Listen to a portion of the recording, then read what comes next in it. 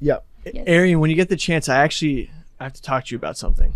Well, we'll just start from right there. Yeah. So No, it's no, a good no, thing that we've got a podcast. No. Off air. There's some stuff. You're so weird. Madeline asked you a very simple question when we walked in here, and you were like, "Save it for the show. Save it for the show." And now you won't save it for the show. No, I just have some follow up questions to some stuff we talked about off air last time. Let's not keep. Can we just? You think that you We can clapped your keep hands everything and we've said so far. We haven't said anything. And time is deleted. Oh, guess what? I'll do it again. Yeah, Billy keeps deleting episodes just with his hands. Thanos. All right. Well, yeah, I guess just submit your fan fiction on what you think Billy wanted to talk to Avery about. It's probably accurate. Welcome back to Nanodosing. It's March. This is March. We're back, baby. It is March 14th. Pi Day. Happy Pi Day, everybody. Oh my gosh, I know the first 25. 3.1415. Wait. 5'6". Wait. Okay. 5'9". Wait, don't stop. Stop. Okay. I want Billy and Mad Dog to text me individually the first however many numbers you remember off the top of your head. I want to do it also. You're Okay. in? Arian, do you want to participate? 3.1415. That's about You got 4? Wait. Everybody knows Don't, the first okay. 4. No Everybody knows the spoilers. first 4. I think I got point. I know 10. Bad radio. You know 10? Mm-hmm. Yeah, you're definitely gonna. Okay. Big that's T's all gonna I win got. this one. That's Okay, all I I got. just sent mine to you. That's all I Okay, got. I've received from Big T, Billy, and Mad Dog. The winner. What the fuck is wrong with you, Mad Dog? I've 25. I have. There's no way you type 25 that quick. You, There's did. no chance. I- There's okay. no chance. Oh, okay. I have no idea if this is Hold on. Let's take correct or not. But Mad Dog just submitted. I just pulled it up. Okay, Mad Dog I swear submitted. and I'll say it out loud too. Literally, you don't. I won't even look at my phone. I'll say it Okay, out say loud. it. Recite. 3.14159 26535 8979 323 846 26433. What's wrong with you? We had to memorize it in high school, and I never forgot it. You had to. What teacher made you memorize that? Every math teacher at my high school, we celebrated Pi Day like it was like the biggest day of the year. We had pie eating the contests. bigger question is, we had why did they looping decide? contests. When did they decide to cut it off? Because that shit goes on forever. Well, they were like, if you memorize the first 25 digits of pi, you got like a free slice of pie at lunch that day, and obviously that's where my motivations kicked in. So we always had to memorize 25 digits, and so it was one of those things that you guys know I'm weird with numbers, so I just never forgot it. It's the ultimate marathon sport, memorizing pi, because literally anyone can take it farther. Right. I knew a guy who knew 100. We had it. Let's see who knows the most. We had a competition at my high school, like of who could memorize the most digits a year, and you were on a plaque. It was like every girl at least got 1,000 that won. Holy shit. Yeah. Whoa. This dude, Haraguchi, holds the current unofficial world record of 100,000 digits of pi in 16 hours. Why is that unofficial? What are they waiting I for? don't Like know. the win time to come in? Make sure Akira it wasn't assisted? Haraguchi. He was a retired Japanese engineer. He's known for memorizing and reciting digits of pi. Oh, man. There's got to be a trick to it. I don't think there's Right? a pattern. No, it's just Is there a pattern? That's why it goes on. You can No, that's you why can it's the whole probably thing. write a sentence out and use the first letters of each word to signify a number, and then you memorize that sentence, and then you can convert it to numbers. I just memorized the. That's rhythm just of how the your brain sounds. works, though, Russ. So you memorize the words. So you memorize the. But there the was words. like a cadence in which it was like, it would go up and then it would go down. That's freaky. That's like the 25 preamble digits. to the Constitution. Yeah, same exact Yeah, thing. Like just you the kind of song. memorize the rhythm of it. Yeah, but it's numbers. Numbers are boring. So this dude, this is insane. The event was filmed in a public hall in Kazaruzu, east of Tokyo, where he had a 5-minute break every 2 hours to eat onigiri to keep up his energy levels. And even his trips to the toilet were filmed to prove that the exercise was legitimate. And he did 100,000 digits. he should have been in diaped 16 up. hours. He should have been wearing a diaper. I don't trust the bathroom breaks. Hell yeah. All right, we're back on Nanodosing. Big episode today. Dr. Carl Hart is going to be joining us, neuroscientist. He's a very, very smart individual. Came into the studio, sat down, talked to us about drug use, about drug stigmatization, about the science behind addiction. Fascinating guy. He is in favor of legalizing basically everything. He's really kind of a true libertarian when it comes to that. It's like you get to decide what to put in your body, Government can't tell you what to do. So fascinating conversation. So look forward to that. We do have a little bit of cleanup to do on Malaysian Air from last week. Billy, you came up with your own theory on what he was doing. Yeah, I think he was trying to fly to the ice wall. Like, I think he was a flat earther who was trying to see what's beyond Antarctica and the ice wall to see if it's real. So he just went south Yeah. and didn't think that he was going to run out of gas. Yeah. That was just a theory I had randomly that we didn't talk about. And your theory that you had was because he was on YouTube. Yes. Okay. Well, because Wait, Billy, you're on YouTube. I'm on YouTube. I'm not a flat earther, though. Okay, but so just so we're clear, the thought process was the pilot had a YouTube account, so he was probably a flat earther. Yeah. So he flew south to see if there was an ice wall. No, so watching the documentary, because unfortunately we weren't able to watch it before we did the episode, seeing a lot more about the pilot, he was a big YouTube guy. He was posting on YouTube how-tos. You could tell that it was his hobby, like YouTubing. So I could 100% see him going down a rabbit hole, getting caught in the algorithm and being like, oh my God, is the earth flat? And then he's a pilot and he's like been seeing, the earth from a very unique circumstance. And one day him just being like, you know what?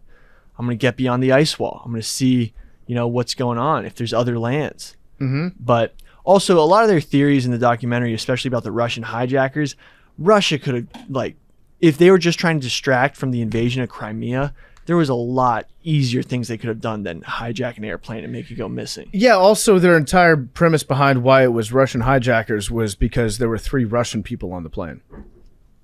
Like that's pretty much it. I think there was more. I think that was probably the smallest amount of different ethnic groups on the plane. It might have been. We're really racist towards Really, Russians Yeah. when it comes up I to mean, scheme things. I hate to interject. Racist Fuck all is the that. wrong word. I I meant don't- to say I don't care about that. xenophobic. I'm increasingly seeing a lot of pro-Russia takes from you. Am I reading this wrong? Like, I'm not. No. That's has a pretty anybody good else impression. noticed- I'm talking about. We talking about Ukraine. I do we not talking know what they're like, talking about. Whenever Russia comes up, I notice you get this little. The hair on your neck stands up a little bit, and you get excited talking about Russia. Talk to me. Tell me more, man. I do not know what you're talking about. He's very quick to be like, hey, Yeah. what have these guys done? Yeah. They just want sovereign state. See, There's yeah. nothing wrong with them. We kind of provoked them, right? Yeah. You're We saying poked that- Are we bear. so perfect? What we A lot of killers over here. Look, A lot of, coups? believe you me, a lot of killers over No, here. a lot of coups. No, I'm all for the Ukraine. Like the thing is, it's not as black and white as everybody's telling you. Like we just found out that a Ukrainian group blew up the Nord That's a Stream pipe. lot That of was quotes. confirmed. We don't know who, I don't. Yeah. but just seriously, like Did we find that out? It was Confirmed it by was a who? group sympathetic to the Ukrainians that did a whole underwater mission, an underwater demolition mission that was like 10,000 leagues under the sea. Like that's not like a small terrorist group type thing. But I told look, Where has this Putin- been confirmed though? That's what I'm wondering. literally look it up. Okay, well look. I can't understand how you guys don't see I don't. what I don't see. know, and I can't knowingly and admittedly don't know shit about this Russia-Ukraine shit. I don't know shit, and honestly, don't really care that much. Yeah. It's me being honest. I mean, I care in the sense that like Yeah. people die. Like I care in the veil of like humanity, but like I'm not deep enough into it to look Yeah. into it. But whenever Russia comes up, you're very pro-Russia.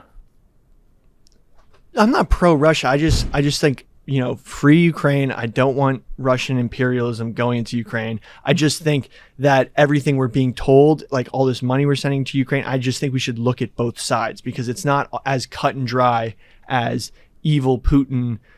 I just think that we're being sold down the river on another military industrial complex like excursion that just like Iraq, I'd be if it was 2003, I'd be taking the same position. Like, hey, wait a second, there might not be weapons of mass destruction in Iraq. That's the same type of stance I'm taking, and I'm looking at both sides. Okay, Well, no, I think the Ukrainian civilians. A more logical parallel would be the first Gulf War when Iraq invaded Kuwait.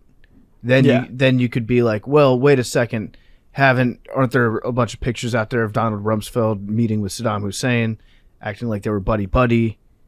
Yeah, Where's all this adding up to? I'm just saying stuff that's against the general narrative because I was right there. Like, goes to Kiev, I was like 100% like fuck these Russian dudes. But You were then in battle, yeah. like I was Fog like of war. like like 100 justice for the Ukrainian people. They 100% deserve a sovereign country, but it's not like we didn't fuck around a little bit. Billy's just asking sounds questions. Yeah, well, okay, so I'm looking at the confirmed report that Billy said. It's a new U.S. intelligence report. Yeah. So you're believing the United States intelligence community, Yes. the same one that said that Saddam Hussein had weapons of mass destruction. I'm just saying. They're saying that. So probably not What- confirmed isn't the right word to say. Okay, but what group on earth can It says conduct an U.S. officials, new intelligence reviewed by U.S. officials suggests that a pro-Ukrainian group carried out the attack. Now, what pro-Ukrainian group could have conducted an underwater demolition in the bottom of War the dolphins. yeah, but like in the bottom of the Italian? coldest sea on Earth? Yeah, an Italian war Like dolphin. the only people on Earth who could conduct something like that as covert is either the Navy SEALs or the Russians. And Okay. the Russians didn't blow up their own shit. So it's the Navy SEAls. Yeah, I mean, I remember- thought. Well, it how was do we Ukraine. make that leap? How do we go from this happened to the only people No, the that could have done it is A or B? How in a situation that's not black and white have you then had a subsequent event turn to very binary? No, the military capabilities to conduct a sort of attack like that it has to be a major superpower. You're not having the Cyprus Navy or some random like the Polish couldn't even do that because they don't have a navy. They're landlocked. Screen door submarines? Yeah, like Yeah. the Polish Navy is like a joke, right? Yeah. Isn't that like a long-standing joke? Like, there's tons of people who came out and said it when it happened, and I was like looking. There was a Doppler map or something. I forget the exact aircraft tracking map that showed that when the pipe exploded, there was U.S. Navy helicopters around the area. So come on, when there's smoke, there's fire. Like, let's not just be idiots. I'm here. confused though. You said that it was a Ukrainian group. So that's what they're saying. A pro-Ukrainian group can be the U.S. Navy SEALs. So the U.S. military. So you're saying that they're doing an exercise in semantics right now. Yeah, Okay. that's what I'm saying. Like that. Like, Yeah. Would the U.S. Navy SEALs be considered a pro-Ukrainian group? 100%. I guess they could be. It could be anybody then. And hell yeah, but the thing is, look, everyone talks about climate change as being a huge threat to human civilization. I think a nuclear war is a way bigger threat, like a hot war on planet Earth. I think they can both be. I think both. They of those both the can be, truth. but right now when we're in a war, I think Putin pressing a button is way closer to the death of all civilization than, starting your car engine. Okay. Oh man. So that's you know what, I'm just an alarmist. Let's move on. Yeah. No, I don't Okay. know. I don't know I enough. just don't wanna but die. I know that when I don't know enough, I just remain neutral until the facts come out. I just don't know enough. I think you're making a couple leaps that I wouldn't make personally, but you may know more than me. I don't know, fam. I don't know if Billy's necessarily wrong that it would take a group that had significant underwater demolition capabilities to do this, and so that probably Yeah, I don't limits know it enough. a little I'm- bit. What about Finland? Can Finland do any of this bullshit? Dude, Finland, Because there's one thing that I've learned from reading up on World War II, which I've been doing recently, is that the Finnish military is not to be fucked with ever. They fought both the Russians and the Germans in World War II. There's that one sniper. I think he's got 504 confirmed kills. A single Finnish sniper, and he didn't even use a scope. This dude no scoping no-scoped people out everybody. here. He no-scoped everyone because he didn't want the glint from his from the scope to reflect sunlight and give away his position. So when Russia was trying to invade Finland in World War II, there were just some small roads that they could go down. It's actually kind of similar to how they've been trying to get into Ukraine, where they were limited by the topography and the geography and all that stuff, the infrastructure. So they could go through the forest, but it was on a small narrow road, and they were just surrounded by woods. And they didn't have any good outdoor equipment to be using up there, or at least not. They weren't prepared like the Finnish army was, where they were wearing, white, full white get-ups. They had skis. If you're in the military in Finland, you're supposed to be able to ski so you can get around your countryside. And so there was this one dude that was just the best sniper of all time that would go skiing through the woods, find a spot, bury himself in a snowbank, and then just start picking off German officers and Soviet officers. Laplanders are some of the most fascinating people of all time. And they're I want to say they're a reindeer herding people, which like besides Helsinki, like most of Finland is extremely like agrarian, or like a lot of them are reindeer herders.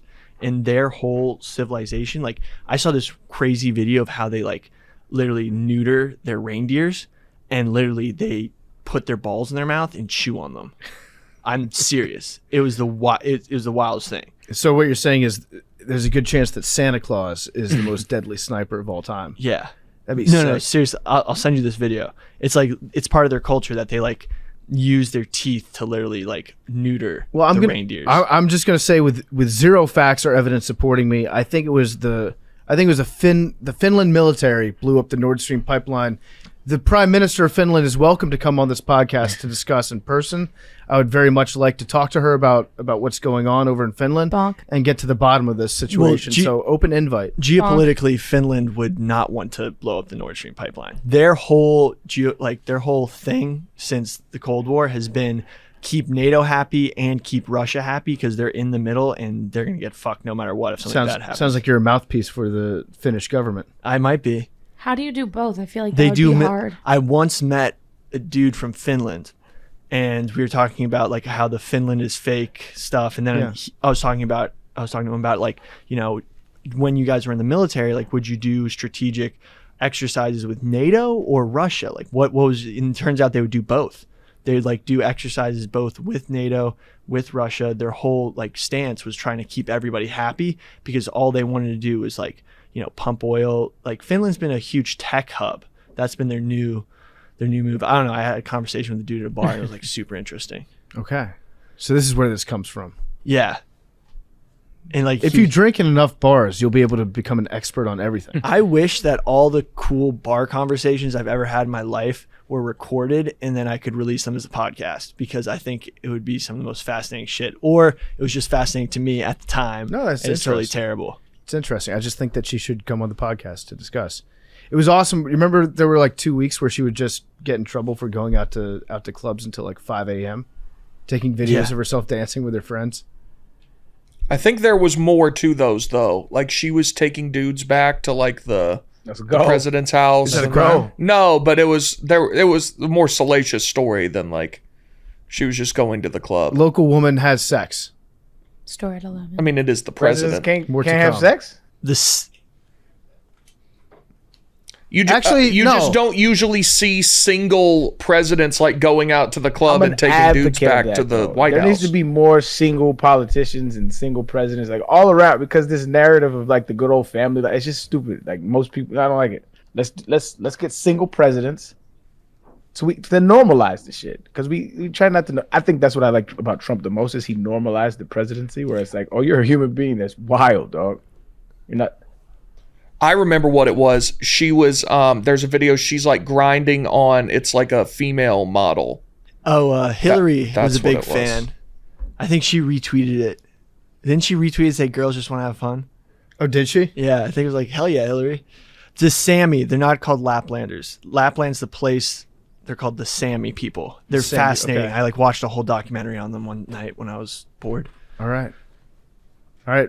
We'll look into that. We're gonna figure out what the hell is going on.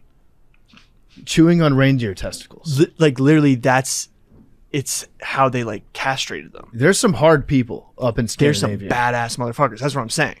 Pound for pound, what do you think the most badass, like, who are the hardest people on planet Earth?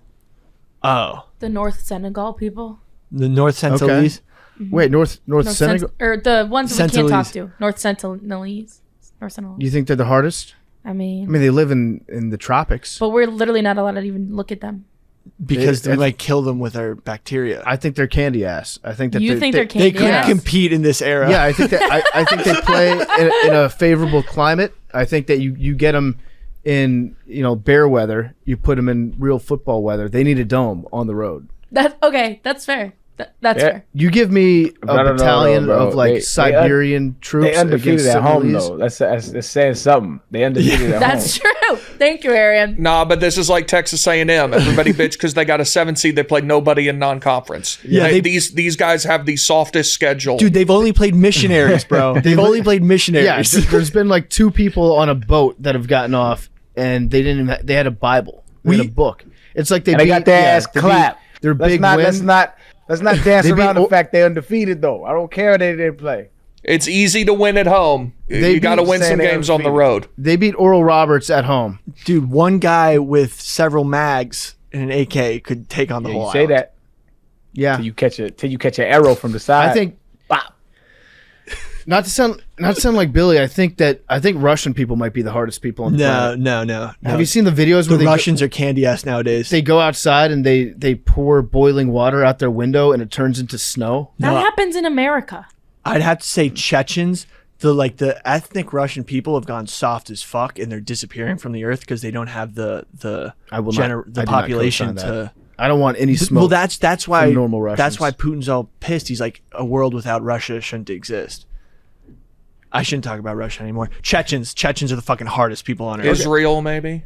Israel might be. You think they're hard? Everyone's in the military. Everyone knows how to use a firearm. Their military is like badass. It's because we give them all their stuff. Yeah, That's fine.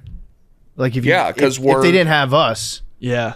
I mean, everybody in that country knows how to use a firearm. that we sold them probably.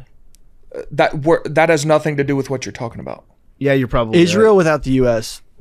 low key overrated.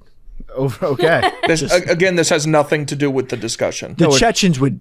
I think Billy keeps going back to the Chechen. Billy, the Chechens are fucking. you've savages. probably never even talked to a Chechen in a bar before, Billy. Yeah, because they don't drink. Really? Yeah, they're, Oh, yeah, they're they're Muslim. Muslim, yeah. They don't drink. They're point. fucking savages. Ooh, Mongolians. Not in a good way. Like they're like they're on. the hardest people ever. Like they're the best UFC fighters. Making sure not to Kamzat. offend the Chechen. Yeah, don't want to fuck with the Chechens, dude. The fucking videos of the Chechens in Ukraine are just terrifying. What about Mongolia? Hard ass people. I think they're past their expansionist Like times. former dynasty? They're like Yeah. the Pistons, Yeah, like the bad boy Pistons. they're like, yo, we been there, done that. They're just happy to chill up there. No- Also hard ass people. They've established themselves. Nobody's going into Mongolia. Yeah, Like you don't hear about China trying to invade or Russia trying to invade Mongolia. yeah. They're mostly another herding culture. They like worship milk. They like make vodka from milk. That's pretty hard. Yeah, That's really hard, it's actually. like fermented milk. We should actually get some and drink some and see what happens. Yeah. Because that shit probably makes you strong as fuck. All right, I'd say Mongolia's top. They're definitely top 10. Yeah. Who else would be in the hardest people on earth pageant?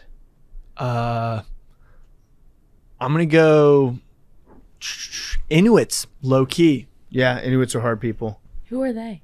Actually, is that proper term? Yeah, I believe so. Inuit. Indigenous Alaskans, Eskimo. I don't know if that's our word for them or if that's their word for themselves. I just know that more people are saying Inuit now than Eskimo. Yeah, I think that's the bad one. Okay. Cancel the Edmonton Football Club.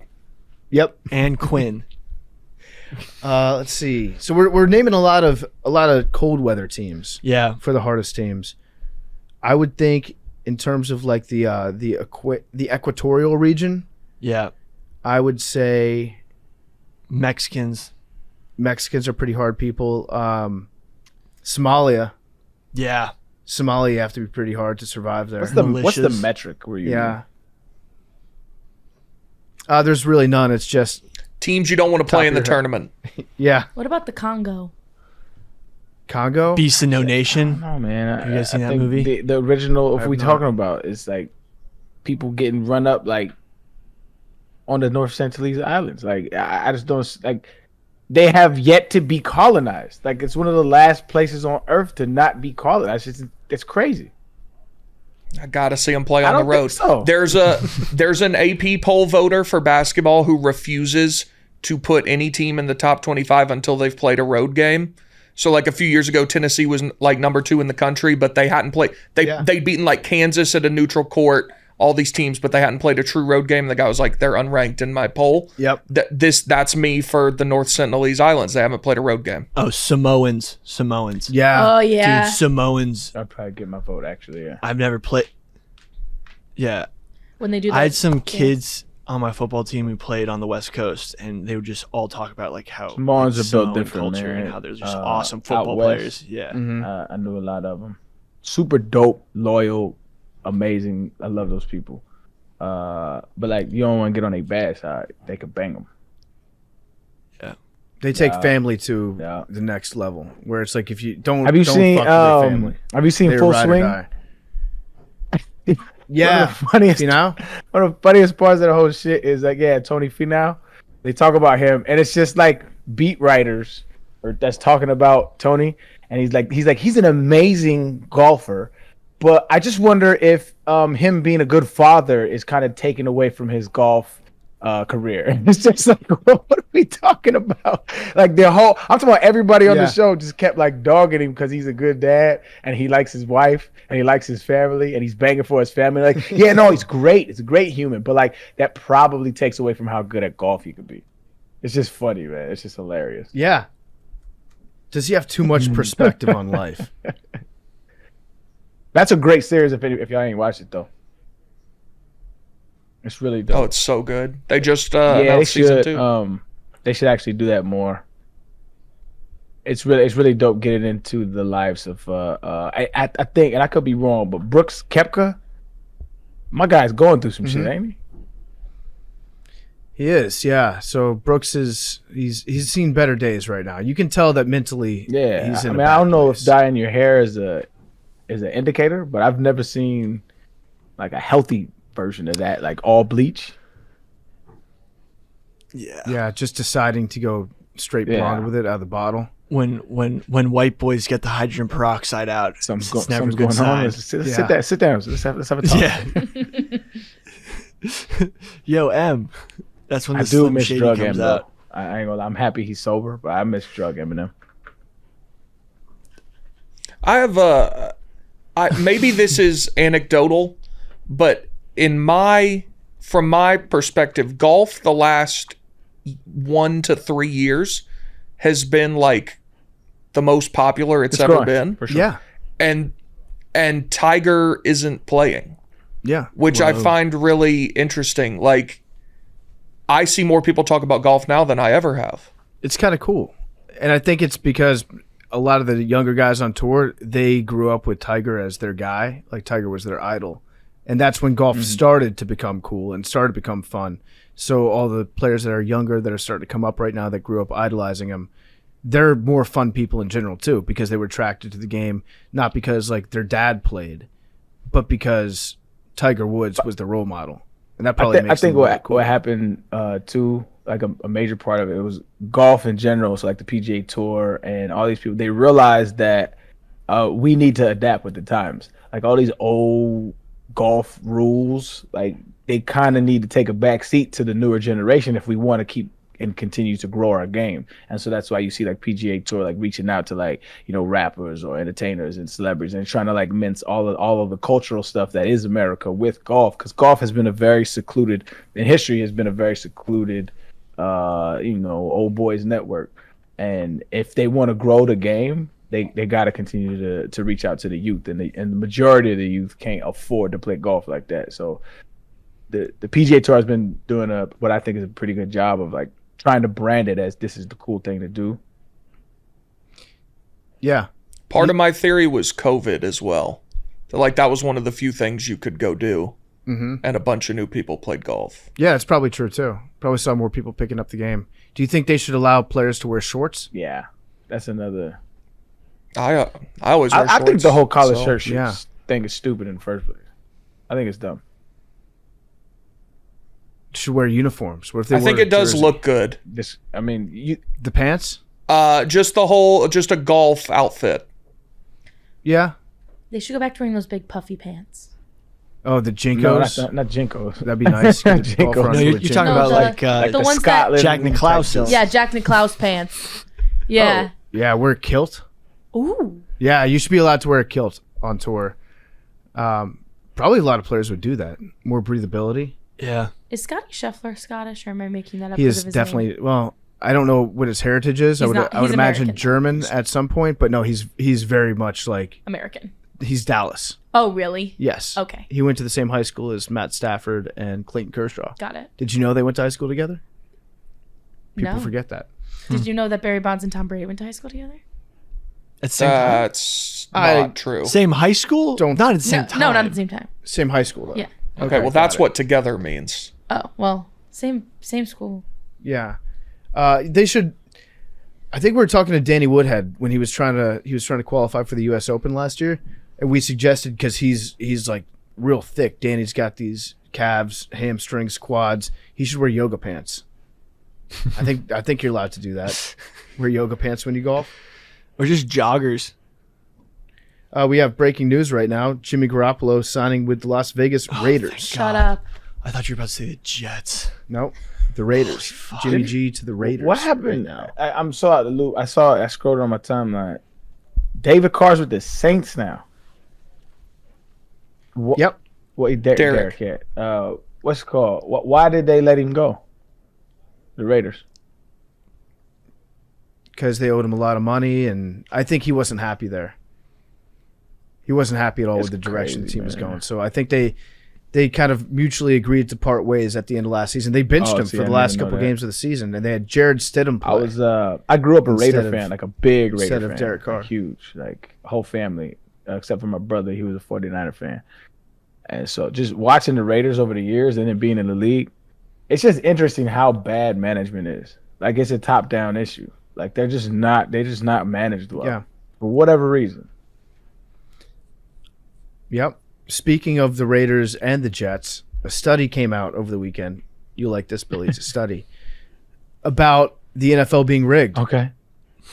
There was a study. They surveyed thousands of fans, and 1 in 6 fans believe that the league itself is rigged. If you had asked people that 3 months ago, that would probably be 1 in 20. But then Arian corrupted people's brains, so now it's 1 in 6 fans believe that the league is rigged. Can you guess what fan base is more likely to believe that the NFL is rigged than others? Is there like a number? Far and away. I mean, Well, not far away, You but mentioned it's- the Raiders and Jets. I did mention those two teams. Jets. I was gonna say the Cowboys.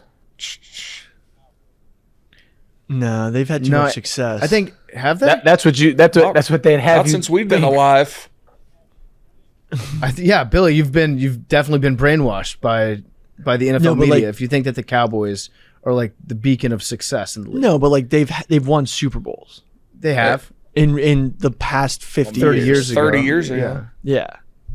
When's the last time they were in a Super Bowl? No, but like your Last time they won. parents remember. 1995, I think. It's a long time. It's a very long time. I'm gonna have to say probably the actually, the Jets and the Browns, or This- the Jets and the Bills. This should be obvious. Is it Raiders because of like Tuck rule? No, 36% of Raiders fans believe that the league is rigged. And that's not number It's one? not number one. Is it the Browns? Eagles? Nope. Number one Is it the Commanders? is the Atlanta Yeah. Falcons.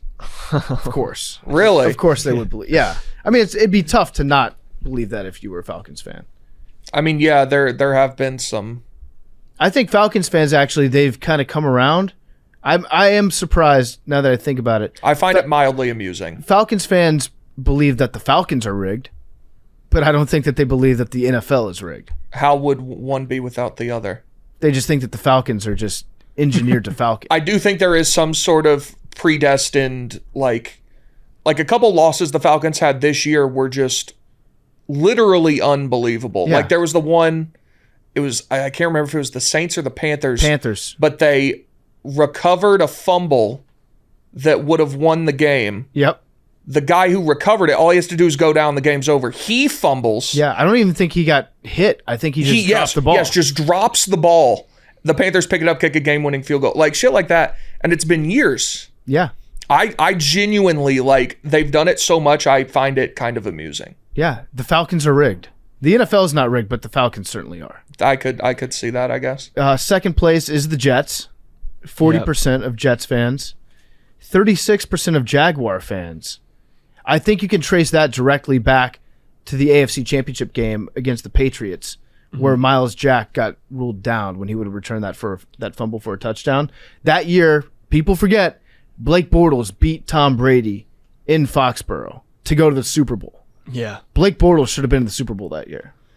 Do you think that's crafted a greater like life stance that like since I think the NFL's rigged and the Jets have been screwed out of like tons of games, that I think that the whole world's rigged, and I believe in a grander like conspiracy? Probably. Damn. I've actually Thanks, NFL. I wouldn't put it past that to be a contributing factor. There's all these studies that have come out where it shows if you're a college sports fan, if you're a college football fan, and whatever team you root for in your state, if that team does better, then you're more likely to vote for whoever is currently in office to retain their office. Because you're like, well, I'm a Tennessee fan. Life's pretty good right now. I'm going to go ahead and vote for the person that's in power right now because I feel like my life is good. So there is some truth to having your local sports team influence your entire worldview. That's 33% of Cardinals fans believe that it's rigged. I don't know what they have to complain about. James Harrison taking it 99 yards. Yeah, but that's not. Impossible. That's Kurt Warner. It's Kurt Warner. You got Kurt Warnered. Stephen A. Smith is popping off on the timeline. He is. Stephen A's popping off. He apparently does not like strip clubs because he never liked the smell. Mm-hmm. I don't know what Stephen A thinks that you do at strip clubs. What is it? What did he say? He said, now first I want to say I am not one for strip clubs. I never liked the smell, but if I had gone and they talked about my business as they did with Ja Morant, I'd never go there again in my life. Mm-hmm. That's probably fair. Yeah. Why did the strip club release those photos? I don't know who released the photos, but somebody from the strip club went to the New York Post and talked about Ja Morant coming in. He came in twice that week and talked about how well he tipped and what a gentleman he was. So they were very nice to Ja Morant, but you're probably not supposed to share that information. There's like a code of honor that you have between strip club and client that you don't put that info out. But the picture of Ja Morant is an all-time picture. Arian, have you seen the picture? Twerking on him? Yeah. Yeah, but that's not what I was looking at. I was looking at The floor covered every square inch in cash. Yes, all the cash everywhere. Like he took his time decorating that room with all the money that was. I'm sending it to the group chat right now. Look at all that cash that he put on the couches, on the tables. He carpeted the entire VIP room with cash. That's a good client. That's why they shouldn't have talked out of school about him, because you want to make sure People that guy goes back. aren't up in arms about I mean, this, honestly, are they probably. you Some people are, but I think more people are up in arms about the fact that the strip club talked about it. I think if the strip club is probably trying to get good publicity, to be like, okay, Shotgun Willie's is in the news. Now's my chance to talk to the New York Post about it. Maybe get some new clients in. But I think you'd probably rather have Ja Morant stop in every time he's in town than have 300 new customers off the street that come in, sit in silence, and don't order anything. So I have a little inside scoop on Shotgun Willie's. Okay. Apparently Shotgun Willie's is owned by the mayor of the town, Respect. and he's made it that it's the only strip club that can sell weed and a couple other things. Let me look at the DM. Wait, is this is my first time seeing this picture. Is that him in the corner? Yeah, that's Ja Morant and Like- a lady. Okay, I just want to make sure. Billy, have we Yep. vetted Themselves. the source of this DM? The mayor of Glendale is the owner of Shotgun Willie's, where Ja was. He made a law saying that Shotgun Willie's is the only strip club that can stay open later than 2 a.m. and the only one that can sell weed. So, That, wow. Mayor Yeah. of Glendale, Colorado. yep. Okay, I'm gonna KB needs to do a heat check on the mayor. double check this. That's just the tip I got. But it makes sense. He was out there past 2 There's a.m. a segment. Billy, just the tip. I like that. All right, let's do teed off. Big T. So I had a teed off, but it had then been surpassed by something else that I feel should be the teed off. However, I don't want to engage in that conversation. So if Arian would like it to be Adolf, I believe he knows what it is. So I'll turn the segment over to him. Adolf. I don't know what it is, but I have a funny thread I would love to read. What we were Oh, shit. talking about it Okay, before the show and said save it for the show. All right, look. I get that Jeff D-Lo got a lot on his plate. You know what I'm saying? I understand. Because every show he got both teams and both fans of both teams at his neck for the lackluster questions or whatever the case may be, right? But at some point you got to step in, Commish. If we beat the number 6 team, who did we beat the last time? Not this one. Not Uptown Balls. Two games ago? It was a top team too, though, wasn't it? It was Ken Jack's team. And they was smocking. like number what? They was up there. I don't know, up top there. 10, easy. Top 15, right? Or top 11. We was 16 last week, and we shot up to 15 after beating the number 16, and we on the street like make it make sense. And he says like it's the fan voting and fuck all that. Fuck all that. It's nonsense. I believe I'm not gonna engage in this conversation, but I do believe after the game Jeff said, "quote Macrodosing is going to shoot up the rankings." He said he did say we would be top 10. But I'm not engaging in this conversation. I am. 1,000% said that. And look, Jeff, if you're watching this, don't necessarily take it at beautiful. He is. Don't necessarily get a slight against you personally, but we got to fix the system. Something's wrong. Something's not right. And I'm just saying.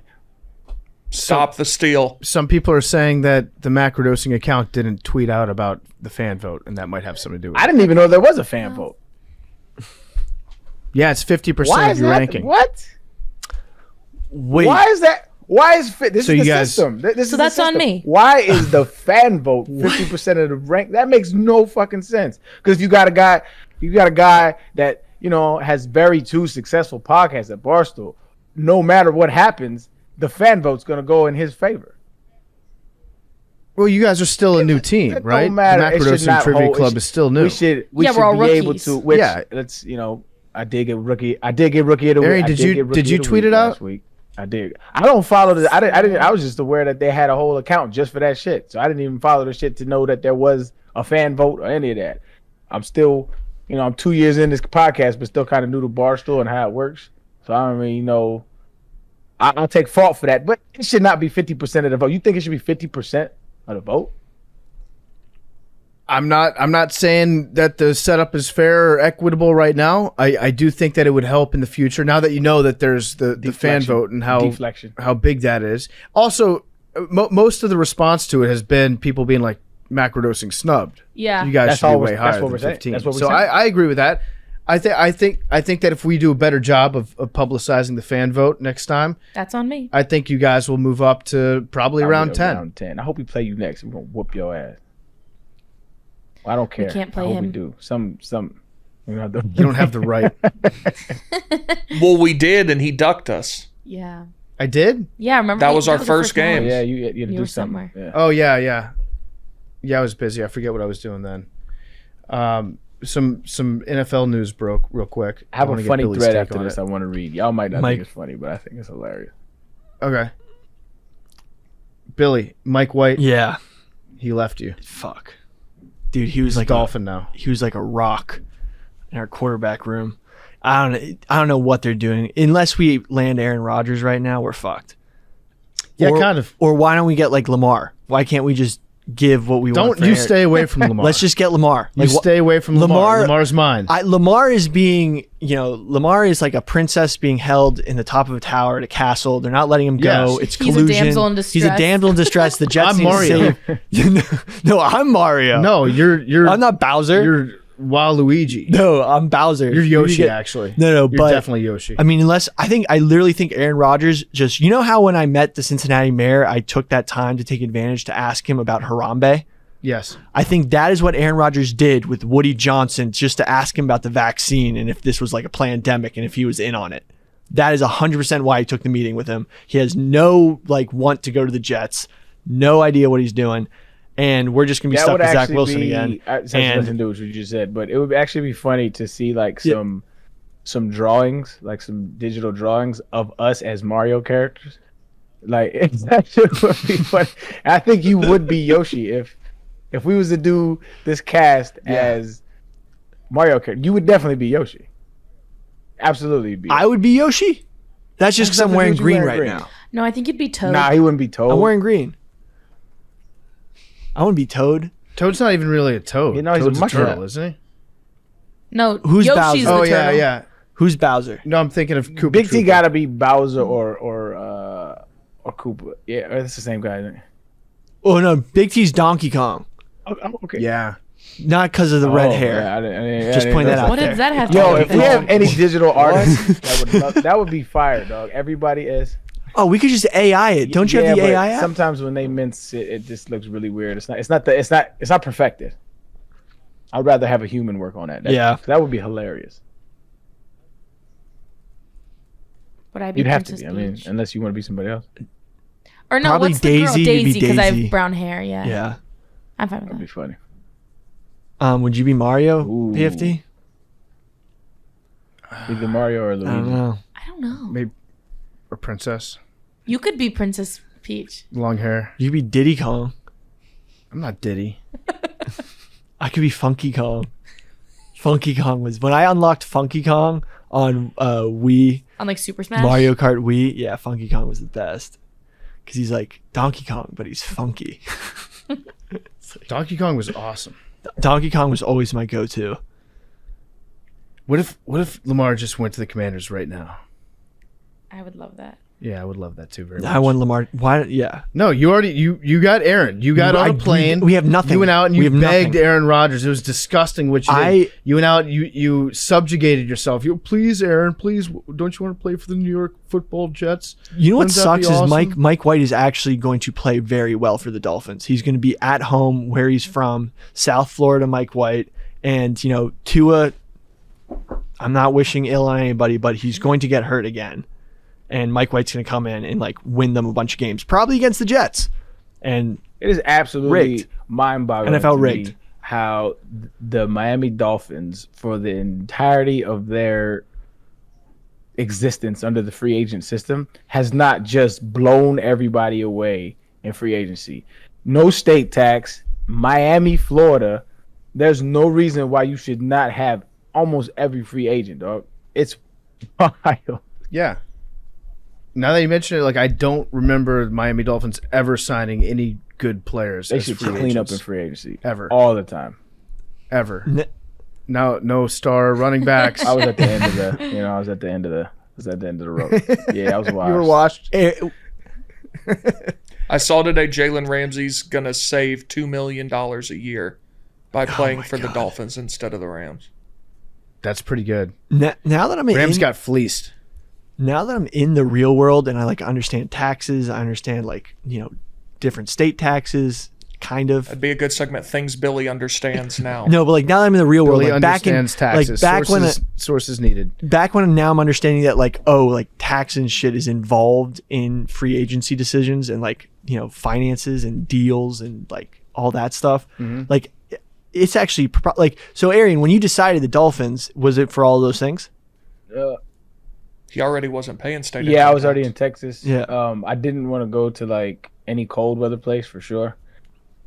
Yeah, it was more so somewhere where I could relax and not worry about a lot of like commute. That was another big thing for me because I was at the end of my career. I knew it. I wasn't gonna play more than 1 or 2 years. So Did you get tampered with?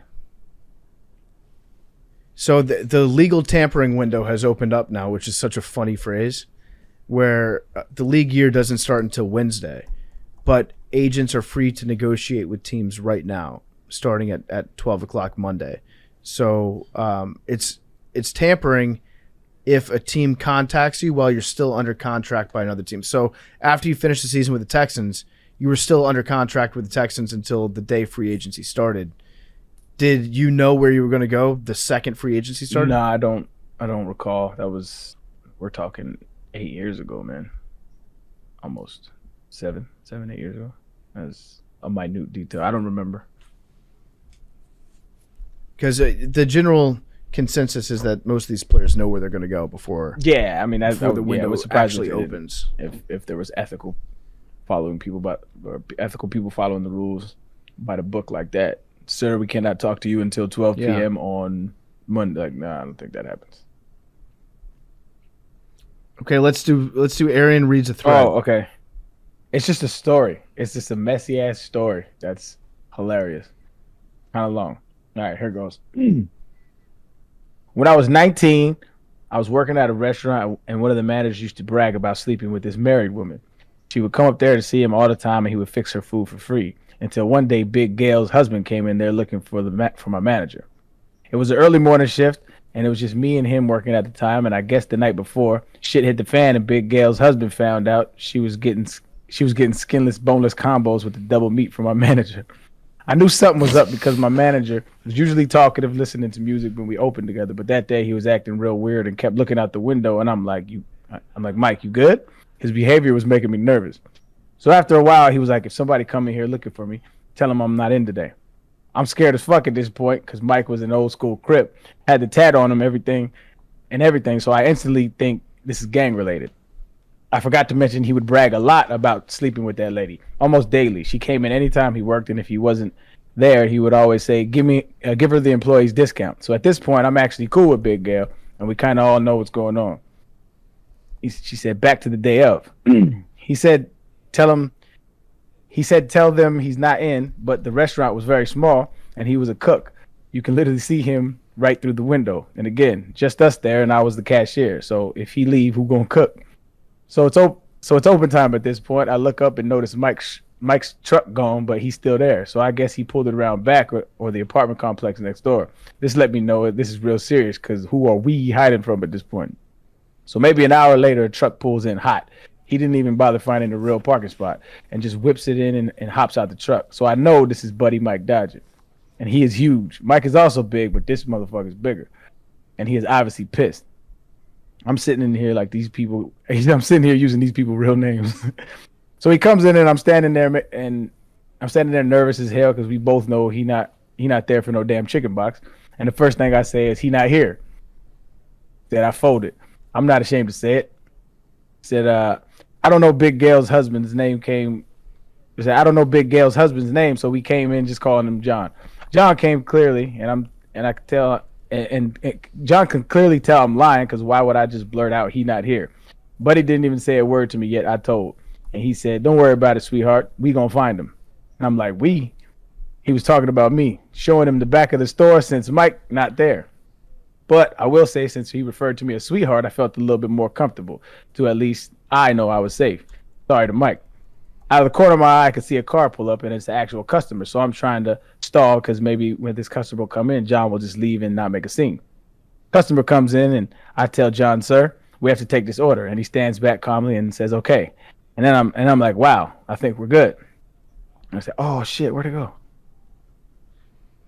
Oh, the rest of the story just fucking. It's about to get good. Hold on. It's an all-time moment in podcast history there. Maybe the biggest wind-up ever for a story, and right when it gets good, we have no idea what happened. Hold on. Because I clicked the shit, and it has to go back to the actual page. All right, hold on. It's loaded. Okay, there we go. Okay, my bad. My fault. But we were not good. So I take the order. Cash the man out, then the ticket prints out to me. Out of muscle memory, I turn around and put it in the window for the cooks to see, and then it dawns on me. Mike not here. I turn around and John's staring at me. so I fake mumbling to myself like, dang, where I put my apron? I just had it. So I walk in the kitchen and start trying to throw this man order together. Thankfully, the first driver clocked in and came through the back, and typically our drivers knew how to cook too. So he come in loud as fuck. "What you doing on the grill? Where Mike at?" Like, nigga, please read the room. She goes, "Thankfully, the first driver clocked in." Oh shit, they posted that twice. I say, "Mike ain't here," but I'm blinking mad crazy, like, okay. And he said, "Oh, okay." He needed his bank so he could have the change for his delivery. So I go back to the front, take the money out of the drawer, and John's still there. And he like, "You know what?" John goes off. I can't remember what he said verbatim. This was happening in real time for me, so it wasn't very funny yet. He said, "You tell that son of a bitch when they catch him, I'm gonna fuck him up, and you can tell Gail's husband said it. I know his ass is in here." For context, they're all like 40 plus, close to 50. Mike and I were actually cool. No one at work really liked him much, but I didn't mind him. He told me all his business with him and Gail, and even though he would brag to everyone else how she wanted her a piece of Big Mike, he was actually in love with Big Gail. It's a lot of details to their love affair, so we'll skip, but just know he loved her. And also, he also talked about how tough he was and how I found out he was a Crip, but nevertheless, he was running. So Buddy speeds off, me and the driver looking at each other, and I start giving him the backstory on what's going on. He know about Big Gail already, so it's really one of those it finally happened moments. Again, Mike bragged a lot. The phone rings, so I go back in to take the order. I'm still the only cashier at this point, and it's Mike. He said, "You gone yet?" He said, the timing was literally precise. Like, Buddy pulled off, and then the phone rang. Like, "Yeah, you good?" He said, "If you've been to this place, it's a deck outside upstairs. It's also a small closet that's really an office." Mike's ass was in there the whole time watching from the camera with no audio. He just left me for dead. So we come downstairs, and he's like, "What happened? What you say?" And I lie. I said, "Man, I told him you was out for the week. You know I got you." He like, "Man, thank you. Appreciate it. Good looking out." He said, "I can't remember how Gail's husband found out about Mike, but I'm pretty sure he confessed. She was a real sweet lady. Pretty sure she told him where he worked too." Hold on. Of course, word spread around at work. Again, most of my coworkers didn't like Mike, so they were clowning him. He started clapping, talking about I was about to pop off on Buddy. A few days later, Big Gail come in. Mike in there. I'm thinking, you got some nerve, man. But again, me and Big Gail cool, so she and I know that. She and I know what went down. She looked like she about to cry, so I feel kind of bad. She said she want to speak to Mike. He yelled out, "Tell her I ain't there." She could obviously hear him, but I still say he said he not here. So she just said, "Tell him I said I'm sorry." She still order food, and I turn around and tell it to Mike. I didn't put it into the computer because we don't charge Big Gail when she here. He yelled out 7:15, so I turn around and say that'll be 7:15. I'm hurt at this point because we never charge Big Gail full price or at all. She noticed, and at the end, so do I. She kept saying, "You know I had to, Mike." He ignored her. I don't know if she meant to tell her husband or not. That's what I suspect. I didn't see her anymore, and not long after, Mike moved to a close city. I don't know if he was scared to see John again or hurt from Big Gail. The end.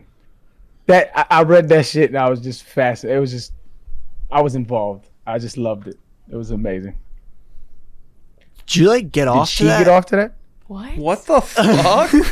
I don't know. What's No, he said I you. get off to that? What the fuck is you talking about? I don't know. What was the point of the story? I thought it was a hilarious story. You don't have to think it's Okay. hilarious. I thought it was a hilarious story.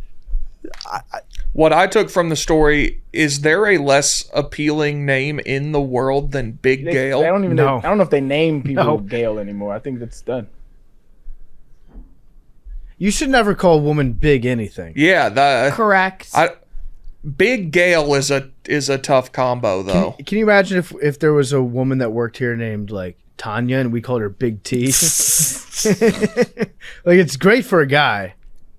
Oh, here comes Big T, just thundering down the hallway. All right. Big Gail.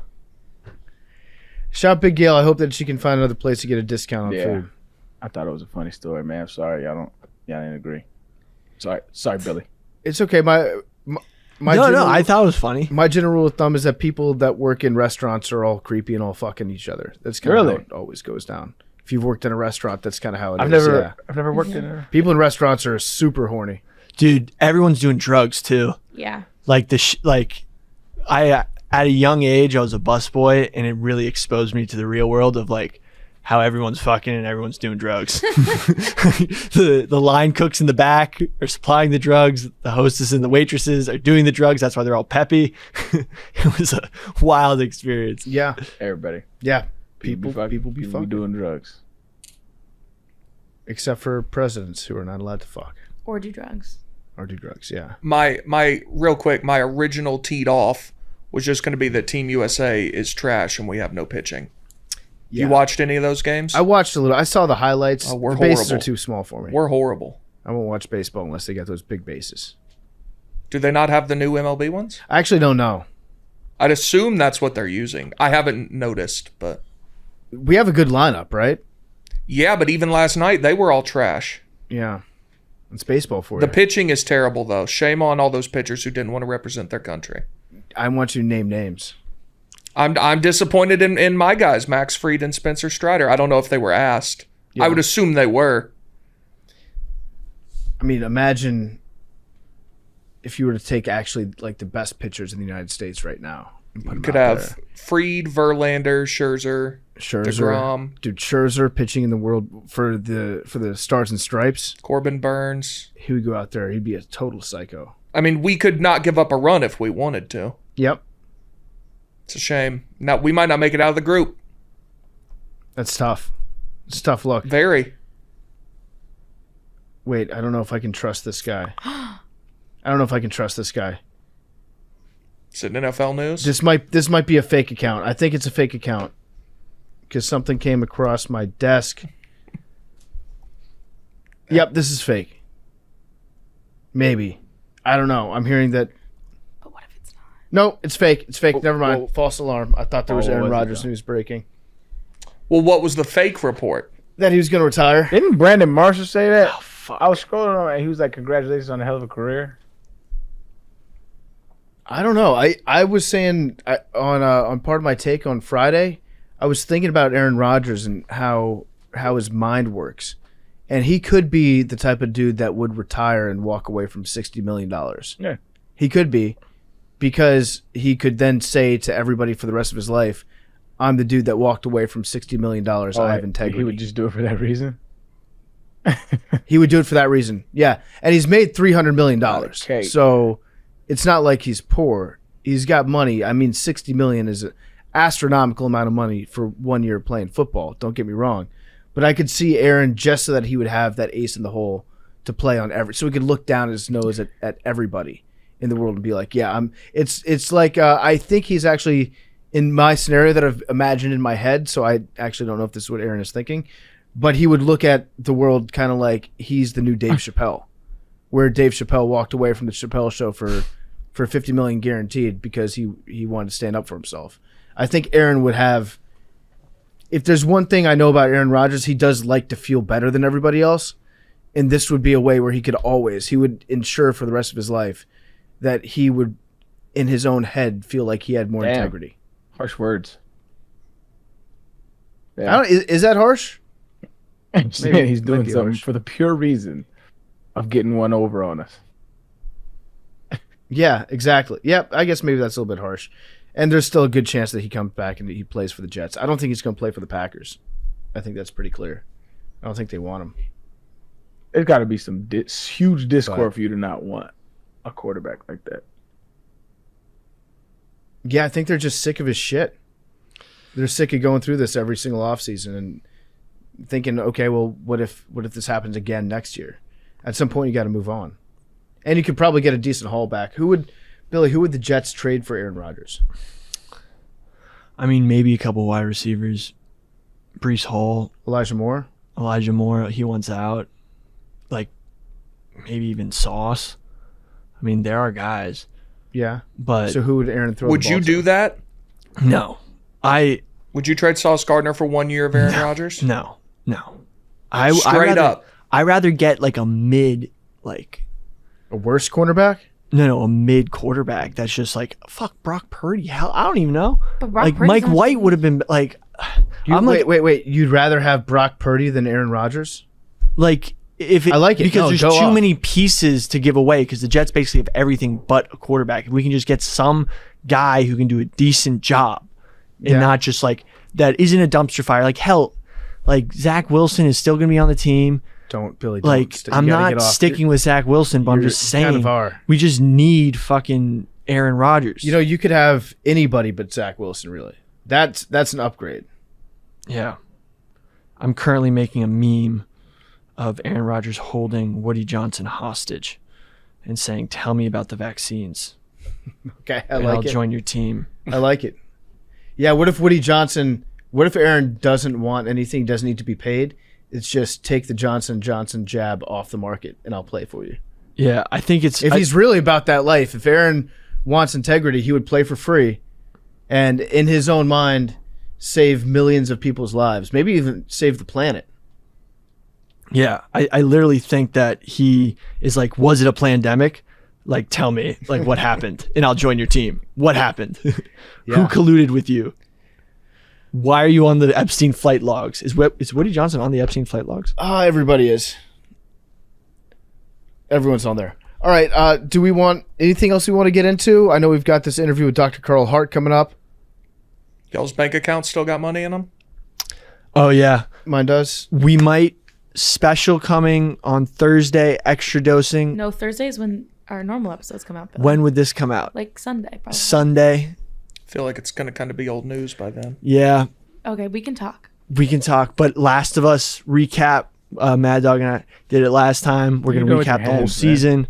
Talk about next season. Oh, okay. I'm cracking my knuckles. You me nervous. And we might get some financial advice. Okay, I like it. So on Sunday, there's no new Last of Us. No, No. it's done. It's over. Okay, I haven't seen it yet. Ooh. I gotta watch the end. What Billy won't streaming discuss service it is with it me. on? I might have to run HBO. I have to HBO run it. Everybody Max. keep talking about it. Yeah, Oh, it's it's good. so It's I like it more than most zombie shows because I don't know, zombies to me I don't really get them. There's barely any zombies. But there's some. It's mean- like you don't- possible. you don't that get some of this zombies. stuff What do you could mean? happen. I don't get them. I don't understand who got together and was like, yeah, zombies are a thing, so we're gonna make It's the same thing as like vampires I'm not and a zombie werewolves person. and all that shit. Yeah, I'm not super into those either. I like that this zombie story is based in the fact that there's like It's on a real a thing. fungus that could infect humans and then treat humans the way that fungus treats insects. That's interesting to me. The fact that it's like plausible. I don't like movies where all of a sudden like the dead just kind of come out of the ground.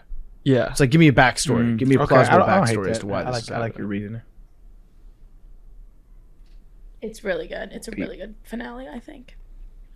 So any other? I guess before we jump into Dr. Carl Hart, do we have any other cleanup from Malaysian Air?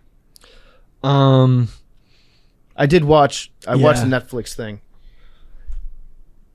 The whole the Rush thing doesn't make sense. Tell them why. Not that Tell I'm- them why, but, Billy. like- Get off of Russia's back. But like Russia could easily just Russia. If Russia really wanted to cause a diversion, they could have like planned terrorist attacks across Europe. Yeah, it seems like disappearing a plane would be tough to pull off. Also, it is weird though that MH17, another Malaysian airliner, another 777 or 777, whatever you want to call it, got shot down, and they lost 2 planes within 4 months. Yeah, for like that, I could actually believe like a switcheroo of the planes being more of something. Like if you were to tell me like they wanted to create a false flag, bring more people in, so they had to steal a plane to crash a plane.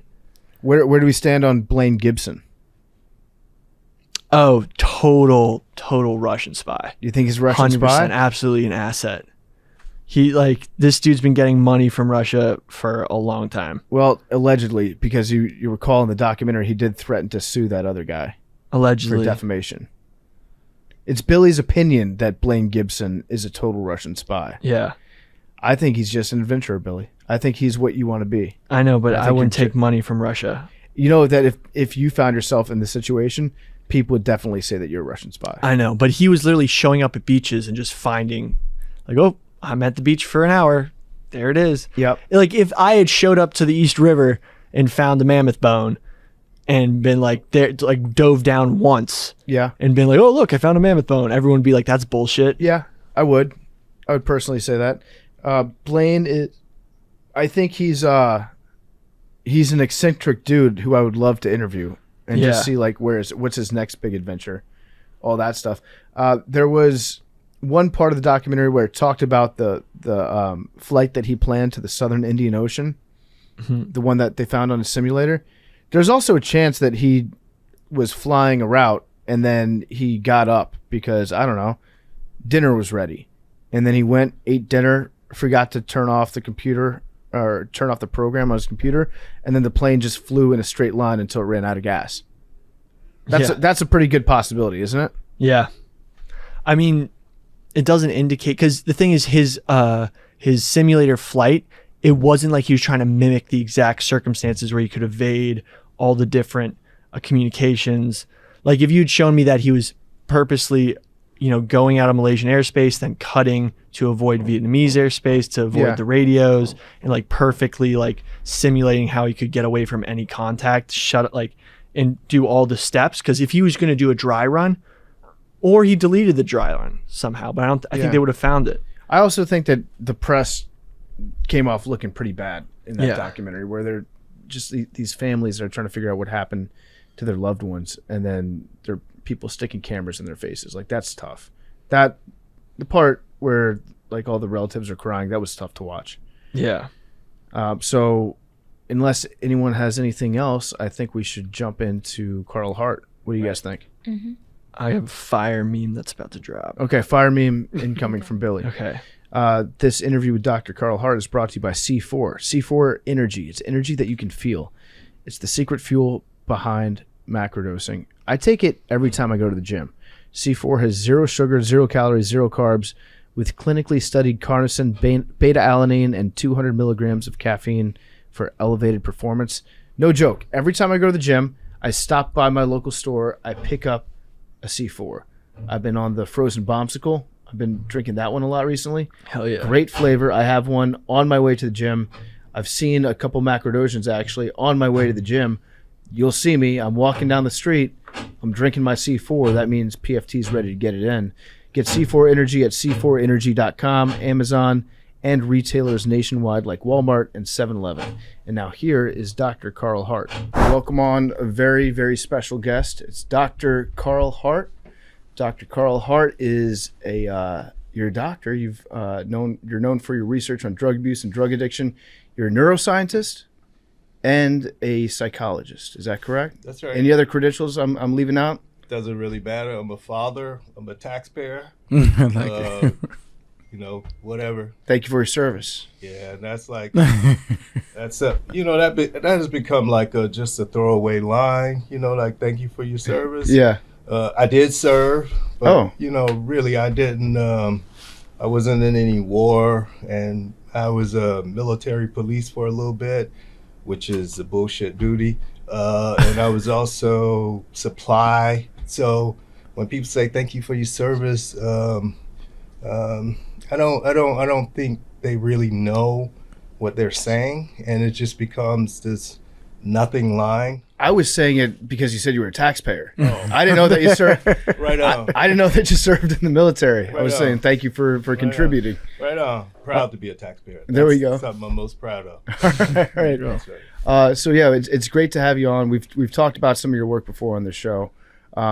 You are known for your opinions and your studies and your Not my opinions. your As a scientist, the evidence drives what I think. It's a big difference. I know we got this podcast era where everybody just kind of shares their bullshit, but this ain't the same thing here. This is facts based on the scientific literature. Right? Okay. Yeah. Well, you're known for your extensive work in that field. Yeah. And I guess I have heard some interviews with you where you've reached your conclusions from the studies that you've done, and you're saying that these are the correct policies that we should be advocating for, and the facts bear those types of things out. So actually, let's back it up a little bit. Can you tell us a little bit about yourself, where you come from, how you got interested in this field of study? Yeah, so I grew up in the 70s, the 80s, grew up in Miami. In the mid 80s, I was in the military, and the mid 80s, the country thought crack cocaine was destroying communities like the one which I come from. And so I thought, well, how can I make a contribution?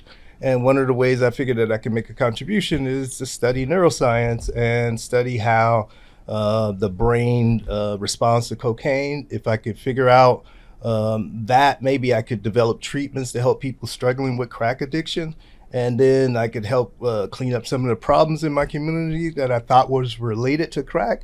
And so I began studying neuroscience, and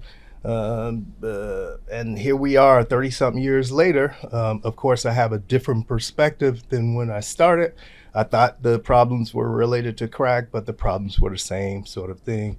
Employment, uneducation, poor health care, all the same problems that are here today. Like we said, the problems were were crack, and people still believe this dumb shit.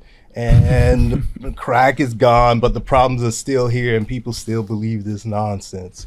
So what's interesting to me is one of the studies that you conducted.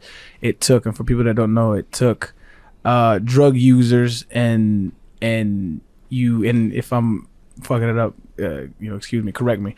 But you took drug users and you incentivized, or you juxtaposed a more attractive. I guess not solution, but an attractive substance, which I mean, money could be included as that. And you juxtapose that with the substance of choice of theirs, and you found. I don't want to mischaracterize your study. So what was your results from that finding? That's a great point. So that was a study published about 20 years ago, and the idea was kind of simple. People were saying that, okay, if someone has a crack cocaine use disorder, which I mean addiction, they would only choose crack if you gave them that choice, like a nice hit of crack versus something else. And we had another alternative, as you point out, it was something as little as $5. And what we found was that they chose money on about half of the occasions. And then when you increase the amount of money, they almost never choose crack. And so it just tells you that drug users can and do respond just as rationally as anybody else, and their behavior is sensitive to the same contingencies as anybody's behavior. Right. And so it just went against the things that we were saying about the power of crack. Right. And so what's fascinating to me, because I have these conversations a lot, so I'm an advocate for the decriminalization of all drugs. And, I get a lot of pushback from that, just from the shock value of, oh my God, you want druggies walking the street. And I'm like, well, we already have that. And so we need to find out other solutions. And one of the pushbacks I get is one of my homegirls who's a therapist, who's a little more on the conservative side. We were having a discussion about this recently. And she brought up the point, which I would love to hear your perspective on, which, I vehemently combated, but I would just like to hear your perspective on it. So I can show to her later. But she was bringing up the point, because she deals with drug abusers and drug users and people of all walks of life. And so she was saying, if you decriminalize it, you'd have to deal with the fact that you are actually incentivizing drug use. Like, what do you say to people who, posit that as a byproduct? Yeah, it's a lot to say. It's really a dumb, low-level sort of perspective in that, first of all, you have to ask people to step back. The illicit drug trade is a multi-billion-dollar industry. So the people who are supporting this industry, they have loot. They are the important people in our society. Otherwise, the industry couldn't survive. Right. It's not poor people. It's not the people who don't have jobs. These folks have jobs and resources. My last book, Drug Use for Grownups, went around the world, got high with people in Brazil, the Philippines, Barcelona, all over the world, just to see and show people like how this thing really goes down. It's like, I go to work every day, I pay my taxes, I'm a drug user, and so and then there are far more people like me in the world, but they're in the closet. Today, it's okay to say, oh yeah, I experiment with psychedelics, some bullshit like that. And then you disparage somebody who uses heroin or crack when you're doing the same thing. And so the thing that I try to help people to understand is that it's already happening, and it ain't the people that you think it is who are doing this. That's one. And two, if you say you're an American, you should know the founding document permits us to do this. The Declaration of Independence says that we all have this life, liberty, and the pursuit of happiness, those three birthrights. If that's the case, it means we can live our life like we choose, so long as we don't prevent others from doing the same.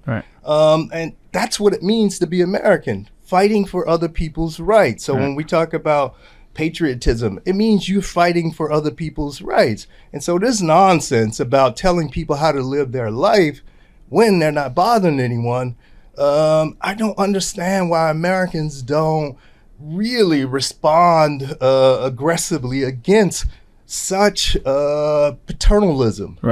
It's an infringement of liberty at the bottom line. It's an infringement of liberty, my right to pursue my happiness as I see fit. all of these sort of fundamental things that libertarians claim to care about, Republicans claim to care about, Democrats claim to care about, and it's like, it's bullshit. And I don't understand why we as a nation don't just call bullshit on this. Yeah, I think that you have to have your head buried in the sand if you think that the war on drugs has been anything but an abject failure. Yeah. No, hold up. It's been a success. That's why it continues. There are a lot of people making mad loot on the war on drugs. People who claim to be providing treatment, many of those people are making mad loot. We all know about the law enforcement.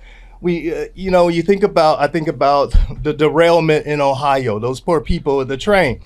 Those kind of places, the Rust Belt of America, jobs left, the factories left. The only thing you have is the war on drugs economy. And so many of those people are like law enforcement, and now with the sort of fentanyl scare, we're feeding into that and creating jobs related to that. Not to deal with the issue, but just creating jobs related to that. From the issue that we were told at the start of the war on drugs, which was we're going to get drugs out of America, we're going to clean up the streets, all that stuff, that part has been a failure.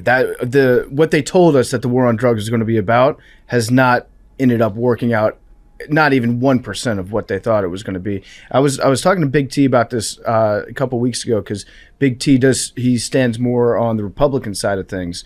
But if you just even take a look at what we've done to enforce the war on drugs, not in our own borders, but if we're talking about Central America, South America, the governments that we've destabilized down there intentionally to get our people in place, that's caused a lot of the immigration that's come to this country, that now people are like against having those countries send their immigrants to us.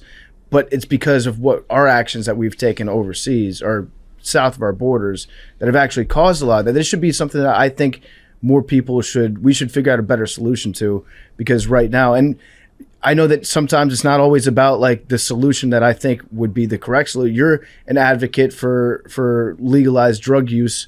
I do have a couple questions that we can get to about that. This is more than drugs. This is bigger than drugs. This is about people's right to live their life as they see fit, so long as they don't disrupt other people. This is about abortion, bodily autonomy, all of these things. So this is just trying to get people to live up to the American ideals that they espouse. That's it. That's what this is about. I got you. So let's talk. You brought up fentanyl. Fentanyl's been in the news a lot last year or two. It's really it to me seems like a cheat code almost for newspapers out there. If they want to get people to read their articles, they'll write another article about how deadly fentanyl is. And make no mistake, like fentanyl can kill you, and it does kill a lot of people, unfortunately.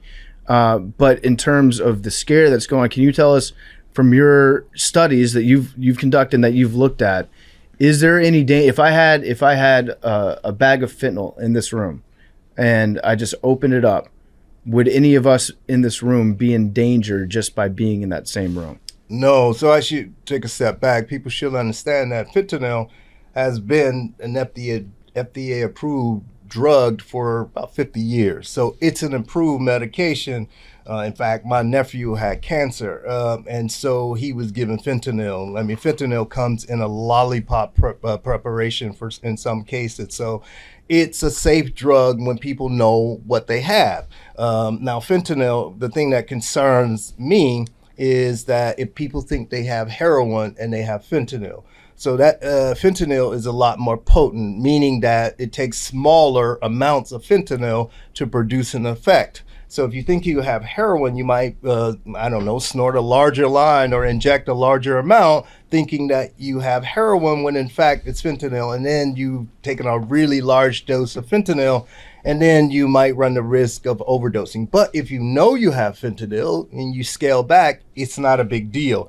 And this notion of, fentanyl is in the room, you might breathe it, that's some cop propaganda bullshit that they use in order to frighten the public and increase their budgets. And this continues to happen, and the American people keep falling for it. And so I don't even know if people even care if it's true or not. I think it's a way to support the cops or support those people who just say they're going after drugs. They need a new tank for their local police department. So they're like, there's a scary new drug that's out there. A new tank, increased budgets, you name it. You know, and by the way, and I don't want to hate against anybody for like having a job, because you want people to be employed, but you don't want people's employment to be based on the subjugation of other people.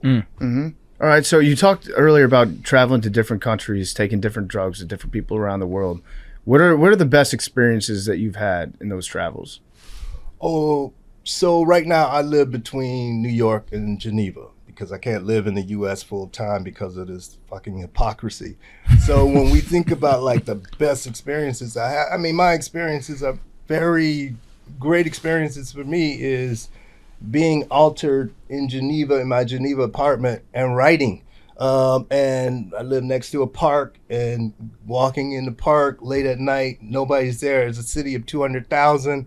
Nobody messes with me. I just chill in my head, creating things that I write. And those are the best experiences for me alone. That's cool. That's very good. What about, you mentioned South America. Ayahuasca has been a point of discussion recently. Have you tried ayahuasca? No, I haven't done ayahuasca. I've done just DMT, the major component, but not ayahuasca itself.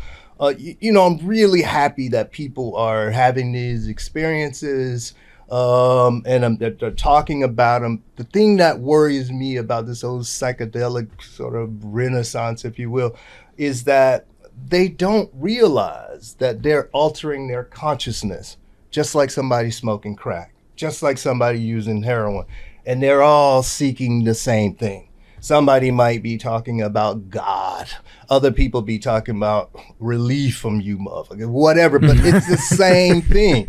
They're all seeking the same thing, and they just use different languages, and we're figuring out a way to use psychedelics to actually create even more barriers between people. And if anybody's ever like really gotten high and really thought about things, how can you think about separating yourself from other people as opposed to seeing how you are connected to other people? That's what this is really all about. So I think that's kind of like an advocate, though. I think if we want to change things, we have to change like the social fabric and the social consciousness, right? And so I don't necessarily view the psychedelic renaissance, as you coined, as a bad thing. I look at it more like, okay, people are starting to become more open to the fact. Like even, weed is starting to get, legalized at local levels in certain places and pockets. So I don't necessarily view it as a bad thing. Yeah, it doesn't have to be a bad thing. It's just unfortunate it's playing out like a bad thing. Right. I'll give you an example. People say stupid shit like, oh, I'm doing plant medicine, stuff like that. Yeah. Don't you know the ultimate original plant medicine is the opium poppy? Yeah. Where heroin and morphine come from, but yet they don't think of these drugs in that way. All the drugs that we take come from plants. I mean, that's what this is about. So when people are doing, they're using this language to create divisions. Let's think about ketamine. Ketamine is based on just altering the PCP structure. Mm-hmm. They produce very similar effects. PCP's effects last a little longer. The public narrative surrounding both of those drugs are wildly different. Right. I mean, police narratives drive PCP sort of story, and we believe this crazy nonsense, when in fact the drugs are quite similar. Yeah. And think about MDMA. On my shirt, I have methamphetamine. This is the methamphetamine structure. You add a little ring here, it becomes MDMA. They produce a lot of the similar effects. They have divergent effects as well, but the narrative surrounding these drugs wildly different. So I think one of the big pushbacks I get from because I have a very similar train of thought as you. Obviously, not as well versed in the sciences behind it, but I read what I can. And then develop my worldview accordingly. But I think one of the biggest pushbacks I get from people is that they've fallen for the boogeyman of people who use drugs are just these, drooling people that just want to rob and create havoc, right? When it's obviously not the case if you've been around it. But I think the other narrative that people fall for, I always have to combat, is I think people in general want to stigmatize drug users in that same box. And how have you found, or how do you convince a public that has an idea of what drug users are versus what it can be? Because I think there's a regulatory aspect of the decriminalization of drugs that has to have any kind of balance in that situation. So how have you found like that aspect of it versus, you know, your own ideas of how to regulate if we do ever come to that point where we do decriminalize it? Yeah, man, that's a good question. You know, you're asking a question like, how do you like help people to understand, continue in this fight, and bring people along who might not yet get it but will get it, you know? And so how do you be patient and those kind of, it's a very difficult question because, you know, I'm 57 this year and I've been doing this for more than 30 years, and you get tired. Yeah, that's the vibe I'm getting. Yeah. So I'm very tired.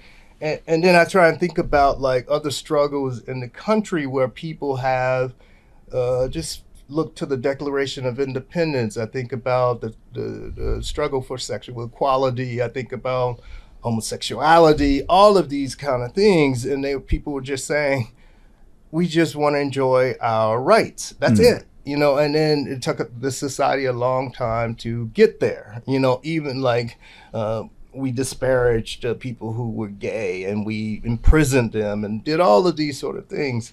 And now we recognize their humanity. It's not like they didn't always have humanity, but we only recognize them. So it's like when we think about drugs, will it take that long? Will it be that? And so I try to write. I'm writing things. I try to do these kind of things when I would much prefer to be in my Geneva apartment chilling. And so I'm trying to stay connected. I'm trying to continue to write. I have children who they have to see me fighting, so they have a model of what it looks like, you know. And although I would really love to retreat, but I can't because I think of my kids and their struggle, and that's just part of life. So I keep going. Some days are better than others. But, you know, I'm a human, and you know, I've heard all the arguments, all the dumb shit. And but the thing that I just try and get Americans to understand is that what it really means to be American. It means that, like we say this bullshit, like we're the freest country in the world, in part because of the Declaration of Independence. Life, liberty, and the pursuit of happiness. Like almost every democratic nation now has some wording related to that. Even Russia has some, and so I'm trying to get people to understand, like, is this just virtue signaling or is it real? Can we make our promise, life, liberty, and the pursuit of happiness, match our practice? So I try and keep it as basic as that. So they will have all of these arguments. What about these people who are on drugs and harming people? We have laws against harming people. You can't do that. We already have laws about that.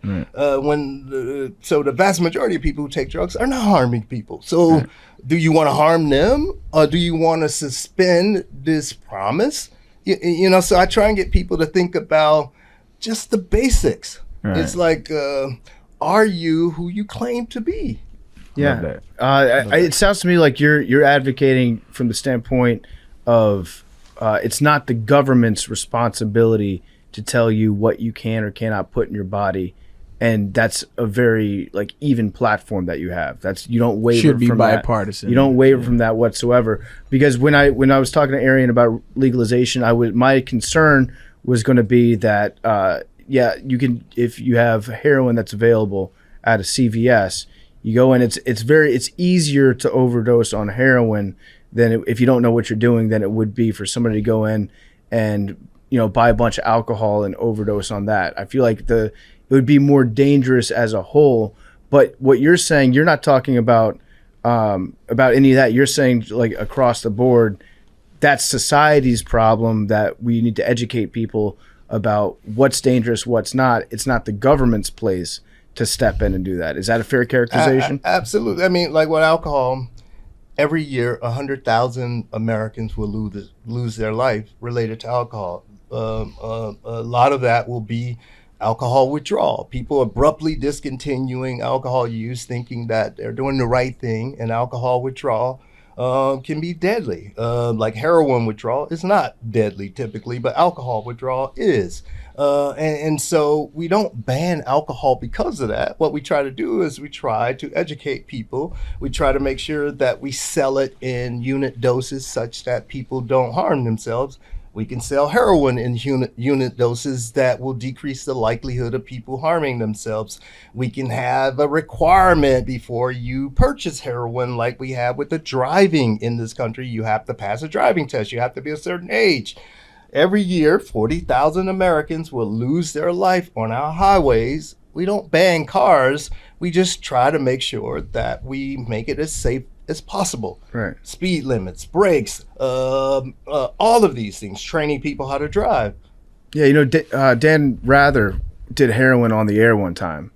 That's a fascinating story to me. It was back in the 70s, I believe. When he was on the radio as a journalist, he wanted to describe what this drug was that was, I guess, was affecting a lot of people returning from Vietnam. I didn't know this. Yeah, so he under the supervision of a sheriff, he put himself in a recording booth. What a supervision of a sheriff. It should be a doctor. Right? I was just about ready to be like, man, props to you, Dan, but a sheriff. If you get too high, I'm going to arrest you. No, but he described kind of what he was going through, and it's fascinating if you go back and you listen to it. I think there's also transcriptions that you can read on it. But yeah, squeaky clean, Dan Rather, Mr. News, shot up heroin. So just to put a stamp on that point, so William Burroughs, do you guys know William Burroughs? The name's familiar, but well, he's like the guy. He was a writer, and he was a heroin addict, and the public respected him and liked him, and so his description of heroin use became the national description, and so we have these sort of ideas about people who use heroin, and it's largely wrong based on that kind of stuff. So I just wanted to, people have these notions about people who use heroin, but if you've had a toothache and you've been prescribed something like Percocet, you've had the heroin equivalent. So it's not all of this sort of drama that we see in the film. That's one of my major points to people, is that because they're super like, well, heroin's so addictive, and I'm like, fam, it's possible to do heroin and not be super addicted, but just enjoy your day, right? Because I used to play ball, right? And so I've had over 14 surgeries. And you were one of my main heroes. I was running back too from Miami, so you know Miami football religion. So I know a little bit about your story. Facts, much love. And mad props to you. Much love. So one of the things that I had after every surgery was morphine, right? Yeah. And so they would give me morphine, and it was just one of the best feelings that I just loved the feeling, right? So much so is like I had a pinky injury where it popped out, and at the end of the season I had a knee surgeon. Like, do you want to just clean up the pinky? And I was like, yeah, fuck it. And the main reason was like I want to have the morphine at the end, and I have never had the desire to go out and get heroin. Never had the desire to recreate that feeling, other than just when I have a surgery, I enjoy the morphine.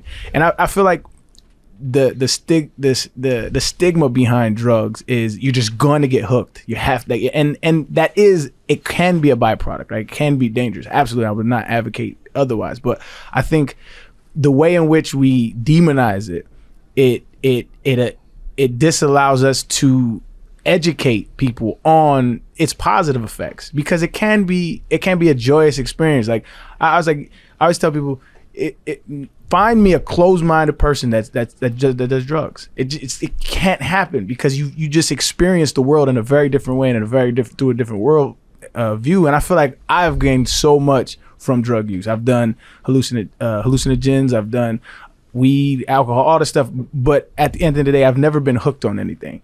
And that's not deterrent because people can get hooked on this. I want to emphasize that. But I've had a very good experience with substances, and I think that it just needs to be marketed in a different way because we've been marketed to by our government. We've been marketed to by people who want nothing but profits and have incentive in jailing people for this shit. And I just think you have to look at what marketing has done in this country in general. And then when you market drugs, it's just a recipe for disaster, and it has been. Adrian, man, you make me laugh. I'm glad you really are doing this and you're sharing your story. But you always emphasize that.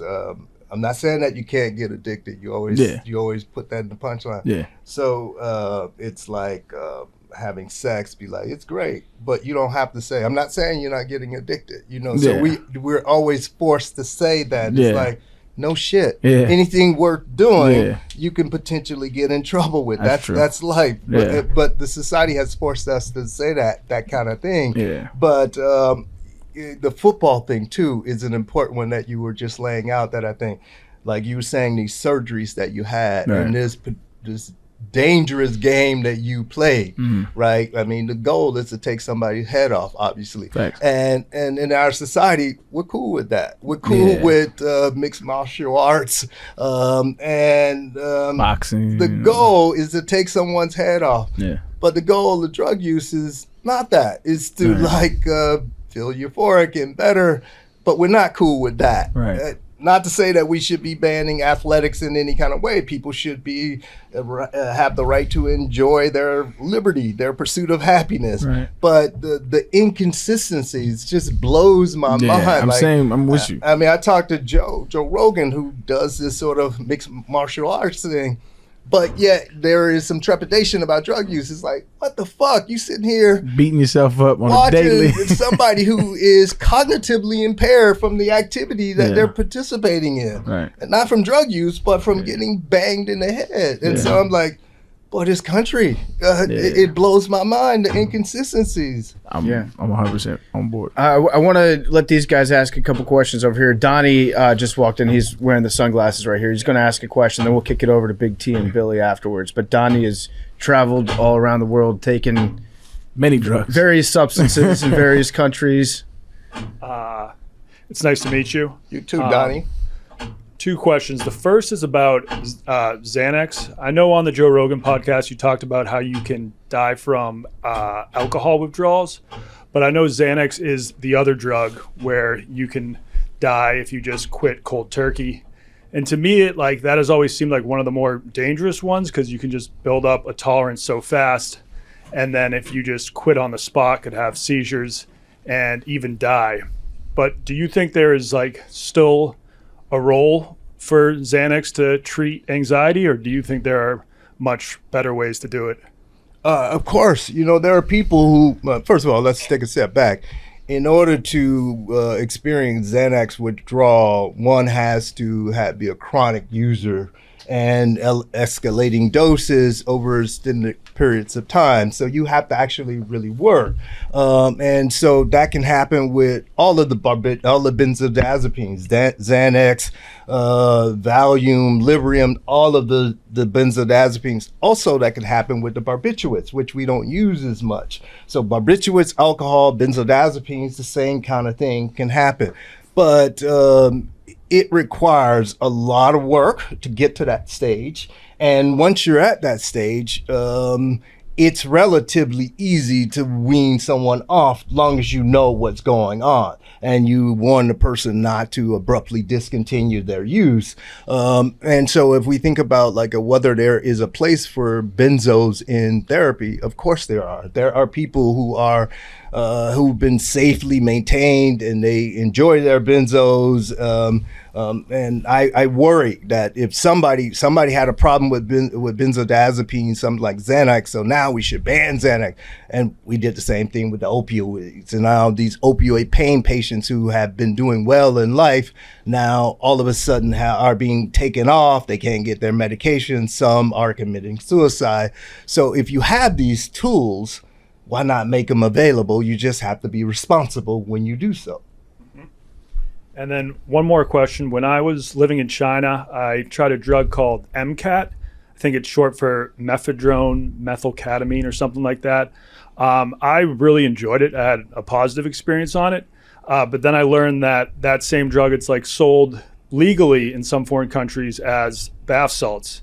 Now, in the U.S., most of the stories we've heard involving bath salts involve someone in Florida eating a guy's face off or something like that. Which was not true. And when they did the toxicology, the only thing they found in his system was THC. Yeah, go on. Yeah. Wow. So that's what I was wondering. Do you think It's a small level too of Yeah, THC. Yeah. Wow. So do you think those problems in Florida just stem from mental health issues, and that bath salts have gotten a bad rap?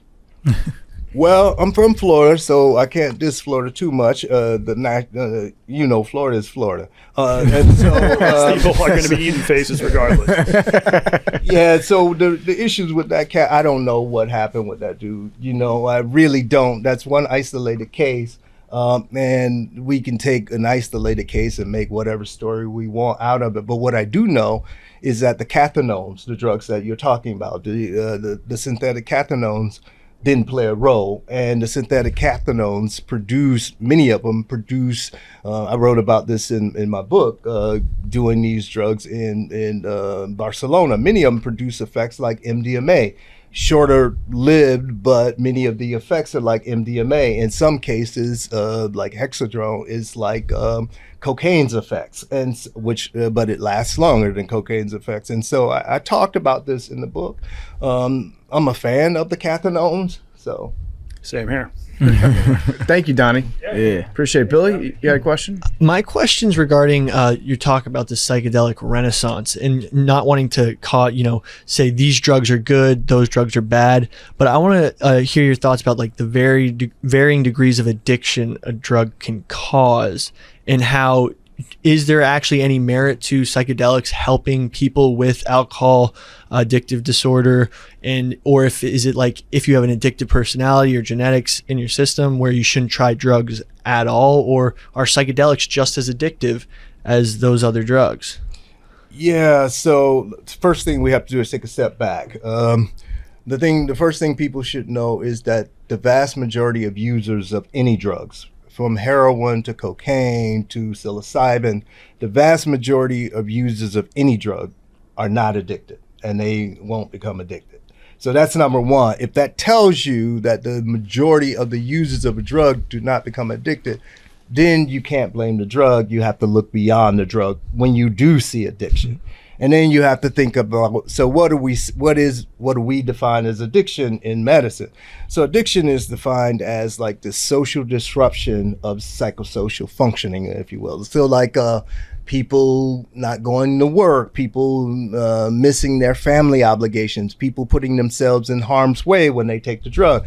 So there's a number of symptoms that the person must endorse, and the person must also report being distressed or impaired by those symptoms. And then when you have those two components, then you have someone who meets criteria for addiction.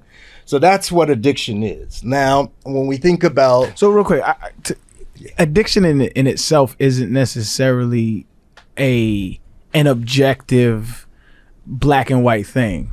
Is that what I'm hearing correctly? There's not a biological sort of substrate or marker of addiction. Okay.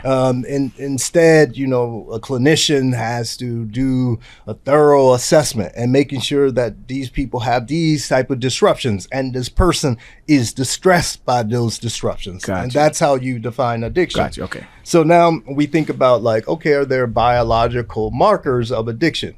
No, not. Although people will say all kinds of nonsense, ask people to show you the data that support that. But that doesn't mean that addiction ain't very real, because it is. There are people who experience real problems. But the real issue is that you need to do this assessment to see what's going on in this person's life.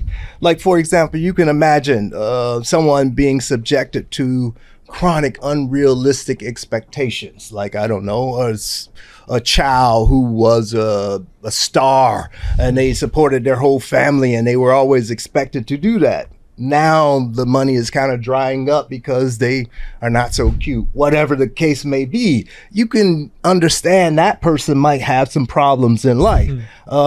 Someone who had a middle class income, made six figures, was putting their family through college, and now the jobs are gone. You can think about the middle of the country, the jobs they left, and you can see the problems that people might have. So you have to look at all of that situation. But what the country is so comfortable in doing is saying, oh, it's opioids. Oh, it's this drug. And in that way, we don't have to deal with all the problems that people face. And we fall for it every time. So follow-up question to that. So let's say someone drinks too much, drinks repeatedly every day, loses their job. They have a drinking problem. It's maybe, whatever issue it is, they then, so if addiction, as you're saying, is almost not saying it's not a real thing, but more of a symptom of a mental health issue or an environmental issue, would that person, do you believe, be able to cure themselves of whatever that situation is and then responsibly drink again? Oh, absolutely. I mean, there are data showing that people, they not necessarily cure themselves, but they may have gotten help and they figured it out with the help of a therapist or what have you, and they drink now. So this notion that once an alcoholic, you can't drink because it's a downhill spiral. Again, there is no evidence to really support that, but that's in the public sort of consciousness as it's a real thing. Now, I want to be clear. People who had a drinking problem and decided not to drink because they don't want to risk it, that's great. I'm not saying that you should go out and drink. That's not what I'm saying. What I'm saying is that the sort of support for that notion is almost non-existent in terms of the scientific literature. That's what I'm saying. So a lot of what the stuff that Al-Anon and 12-step program preaches, you fundamentally disagree with. I have to tell you, the AA model and so forth, it's really good in the one hand because people get a chance to interact with other people. You need these social connections, and I think it provides that. But the stuff that they say about drug use itself, now that's a whole nother story. Yeah. Okay. No, but not that it doesn't work, but just you believe that people can drink again after. That's very interesting. Of course. Just imagine somebody, I think sex and having an orgasm, there are people who have problems. They overdo it. And then it's like saying, well, I'm sorry, you can't have another orgasm because you get too crazy. Come on. That's actually so interesting. Thank you so much for that. It's an interesting point because, people do go to treatment for sex addiction. And part of that treatment is not okay, you're never going to fuck again. Exactly. That's not, they don't tell you that. You don't get a chip for, okay, I've been 6 months without fucking. Yeah. So we are allowed to suspend our reality when it comes to drugs. And that's a bad thing. But we do it in our movies, our comedians. I mean, just from here on out, when you guys watch a movie and there's a drug involved, you will see that the director or the writer never has to develop that character. They'll just say something and you are supposed to believe it. And you oftentimes do. A comedian, Dave Chappelle, is really widely known for talking about crack and Tyrone, this bullshit. And the society believes it. But what actually is happening is that he's reinforcing the awful stereotypes about a group of people. That does not comport with reality, and the people believe this nonsense. It's interesting. I had never thought of that. If you watch a movie and a character does a line of coke in one scene, it's always in your head okay, well this guy's a coke addict and he has a problem. Not understanding that there are millions of people who casually use cocaine. That it doesn't change their entire. That's not who they are as a person. But it's definitely, now that I think about it, I think that's very true. Big T, I want to be respectful of your time too. We had you until 1:45. I'm enjoying this. Okay. I mean, you all got me talking now, and I'm at home. So all right, I just want to make sure you're cool with it. Big T, you have a question for Doctor? Yeah. So I haven't read your book yet. I want to, but I listened to a lot of interviews you've done, And one question I wanted to ask was about the opioid crisis. I know you disagree with that phrasing. I don't want to use the word dismissive because that sounds harsher than I intended, but you've been critical of that narrative, I guess. So I'm just curious what you would say about that and the causes, or just your overall thoughts. Yeah, I mean, I wish I could be as careful as you phrase your question, and that's how you should do it. And so you remind me to be patient when responding. So thank you. So you're absolutely right. I have been suspicious and critical of the stories, and I'll tell you why. So one of the things that we do in the country is we show this number, like the number of drug overdoses is 100,000, and then we imply that they're all opioids for the most part, but then it's all drugs, and then you think about, okay, how are we counting this? And then you have to take a step back, and this is where people have to read the book, and so you'll see what's happening. But I'll try my best to explain it. So the people who count drug overdoses typically are medical examiners and coroners. Medical examiners are physicians who have about 4 years of postdoc training in forensic pathology. Coroners are people from your community who've been elected as coroners. They can be the local sheriff, like in California, in many of the counties, the coroner is the sheriff. They can be the funeral home director. They can be someone else. They typically have like a high school diploma, and they were elected. Now, you have what you think is a drug overdose. Someone is dead. That's a fact. Now, how do you know the drug caused the overdose? The way we do it, there are no national standards. So when you have a drug overdose, the recommendation is that you do an autopsy. The majority of these, there are no autopsy done. Well, you do an autopsy because if you don't, you're going to be wrong in about 30% of the cases, right?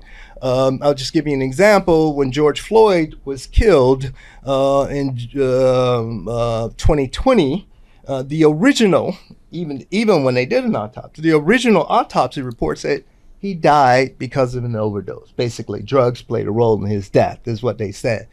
And then the public saw the video. And then the public was like, what? And then the diagnosis kind of changed, or the diagnosis was modified. But it just goes to show an important point. One, autopsy reports even are altered in order to conceal things that we don't want to keep from the public, like police violence in this case. That's one thing. Another thing is that when people die and they have a drug in their bodies, a lot of folks have multiple drugs in their system. Do we know which drug caused it, if any? No, because oftentimes we don't even take the levels to determine whether or not the drug rise to what we might consider toxicity. And so when you think about all of the people who are doing, writing up the death certificate, these folks who have limited education, there are no national standards. I am suspicious about what's going on because if the story is they're dying from, I don't know, fentanyl, that's a popular story. Then supposedly people didn't know they had fentanyl.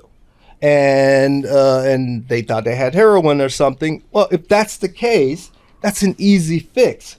All you have to do is make sure the community has these things we call drug checking centers, where they can submit small samples of their drug and then get a printout of everything that's contained in the drug. If it contains a potential toxin, you don't take it, or you take smaller amounts. That's really easy. They do this in Austria, Barcelona, Switzerland, Colombia, all around the globe.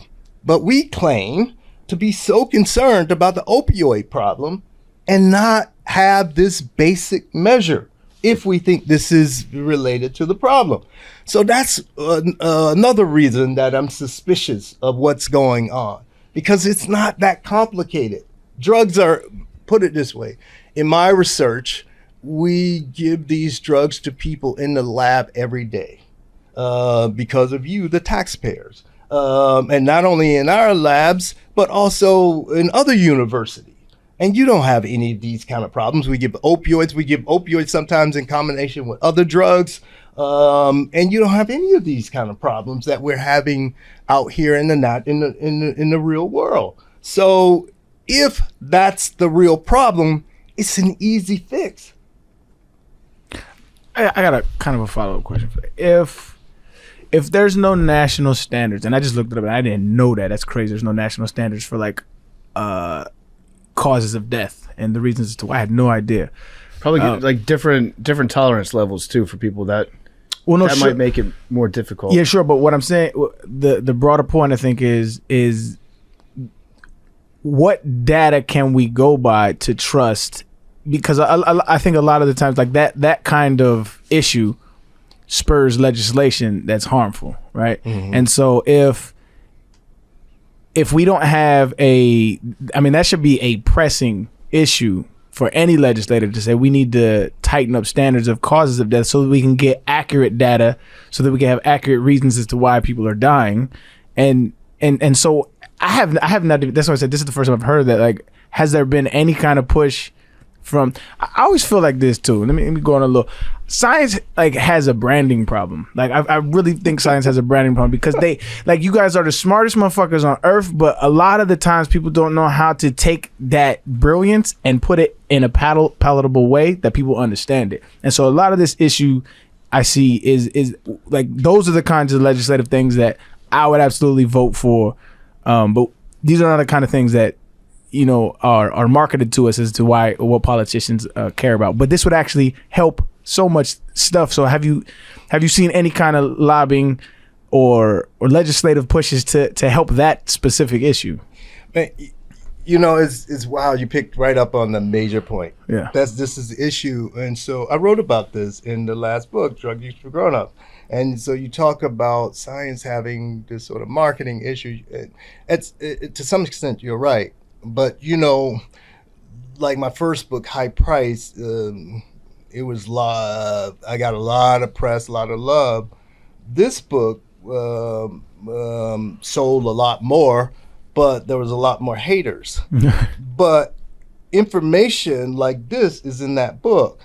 And I've been out here saying this. But the thing is, I think that there are a lot of people who don't want to hear what I have to say, particularly as it relates to people enjoying those freedoms. Right. And so you want to discredit me, the messenger, and then you just throw the message all out. Right. And so I think like there is a slight marketing problem, but then there is active discrediting. Got you. You know, you all can just search the internet and the bullshit that's been written about me. Right. You know, I'm an old guy, and then people have said things like, oh, but you know, he's privileged. You know, I grew up in the hood. I had a son who spent time in prison, but I'm privileged. You know, stupid shit like that. People say things to discredit the messenger, but the message, it's there. It's all there.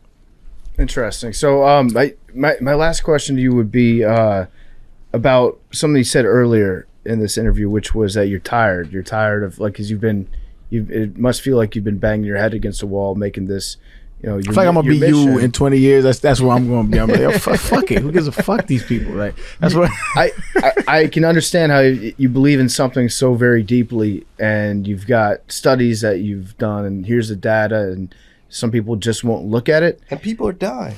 People are dying. Yeah, people are dying. So it's actually like you could be helping a lot of people. People would listen to you.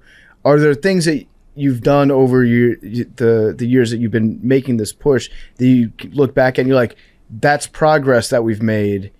I'm happy with the results of this. Some of the other stuff might feel like I'm just screaming into the void and nobody's listening to me. But what have you been able to do that you can actually point back to and be like, I'm very proud that my influence helped move things forward? Oh, there's a lot, to be proud of. But the thing is, it's like when you're in the fight, it's like you're in the battle, and then you're like, oh, we did okay, but you're still in the battle, so you still might be taken out, so you can't really enjoy that. And so, but there's a lot. I mean, like, we have this national conversation. People ask people to get out of the closet about their drug use. A number of people have gotten out of the closet about their drug use. A lot more people are more comfortable saying that they've done a psychoactive drug. People have had to, I don't know if you guys know Burning Man, that big festival. Yeah. So like going to spaces like that, which caused me a lot of stress, but going to spaces like that, speaking to people who live out loud in a place like Burning Man, they do a lot of things that they don't do here in their regular life. And so I'm asking people, why not live like you want to in your entire life? And so I think there are people who are trying to do that, trying to live like they want to live at Burning Man out here. And that means that you let other people live like they want to live. And so I think that people are hearing that message, and I'm proud of that. Of course, I'm proud of the people who my children have become and are becoming, because they see their father out here fighting. And this is part of our legacy in this country, as being African Americans, standing up when something is wrong. And despite the consequences to me, it's like you still have an obligation to do that. And so I'm proud that my kids get to see this. And from a legislative standpoint, have you seen anything moving in the direction that you'd like it to move? I know that they have changed some laws to make it more equitable, because for a while crack cocaine was punished. That's the one piece of legislation that I would like, because they always say Obama doesn't do nothing for black folks. Low bar. That's the one thing I always point to, is like the Fair Sentencing Act. It's like it's a low, but he did help usher that legislation. So we should say something about this one, the crack thing. So crack cocaine violations were punished 100 times more harshly than powder cocaine violations. And the real concern too was that black people made up more than 80% of those people prosecuted under that law, meaning they were more likely to go to jail for a mandatory minimum sentence of 5 years. In 2010, the law changed to such that crack is now punished 18 times more harshly than powder cocaine, even though the Sentencing Commission and every sort of responsible commission said that they should be punished equally. So in effect, Obama compromised this away when he said that he was going to equate it. So it's still not right. And black people still represent 80% of the people who are convicted under that law.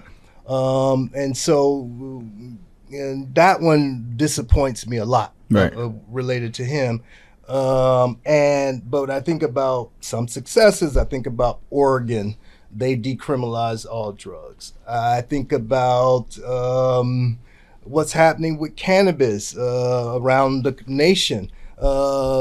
We have legal cannabis in some states, and it's becoming more of a thing. Of course, it'd be nice to see other drugs be seen this way, but there have been victories, and I guess you have to celebrate victories when you're in battle. Otherwise, you may go crazy. All right. Well, thank you very much for stopping by. Appreciate you coming, brother. Big fan. This is fascinating. So thank you, and good luck in the future. We hope to talk to you again. Thank you guys for having me. Thanks, man. Pleasure, brother. Pleasure.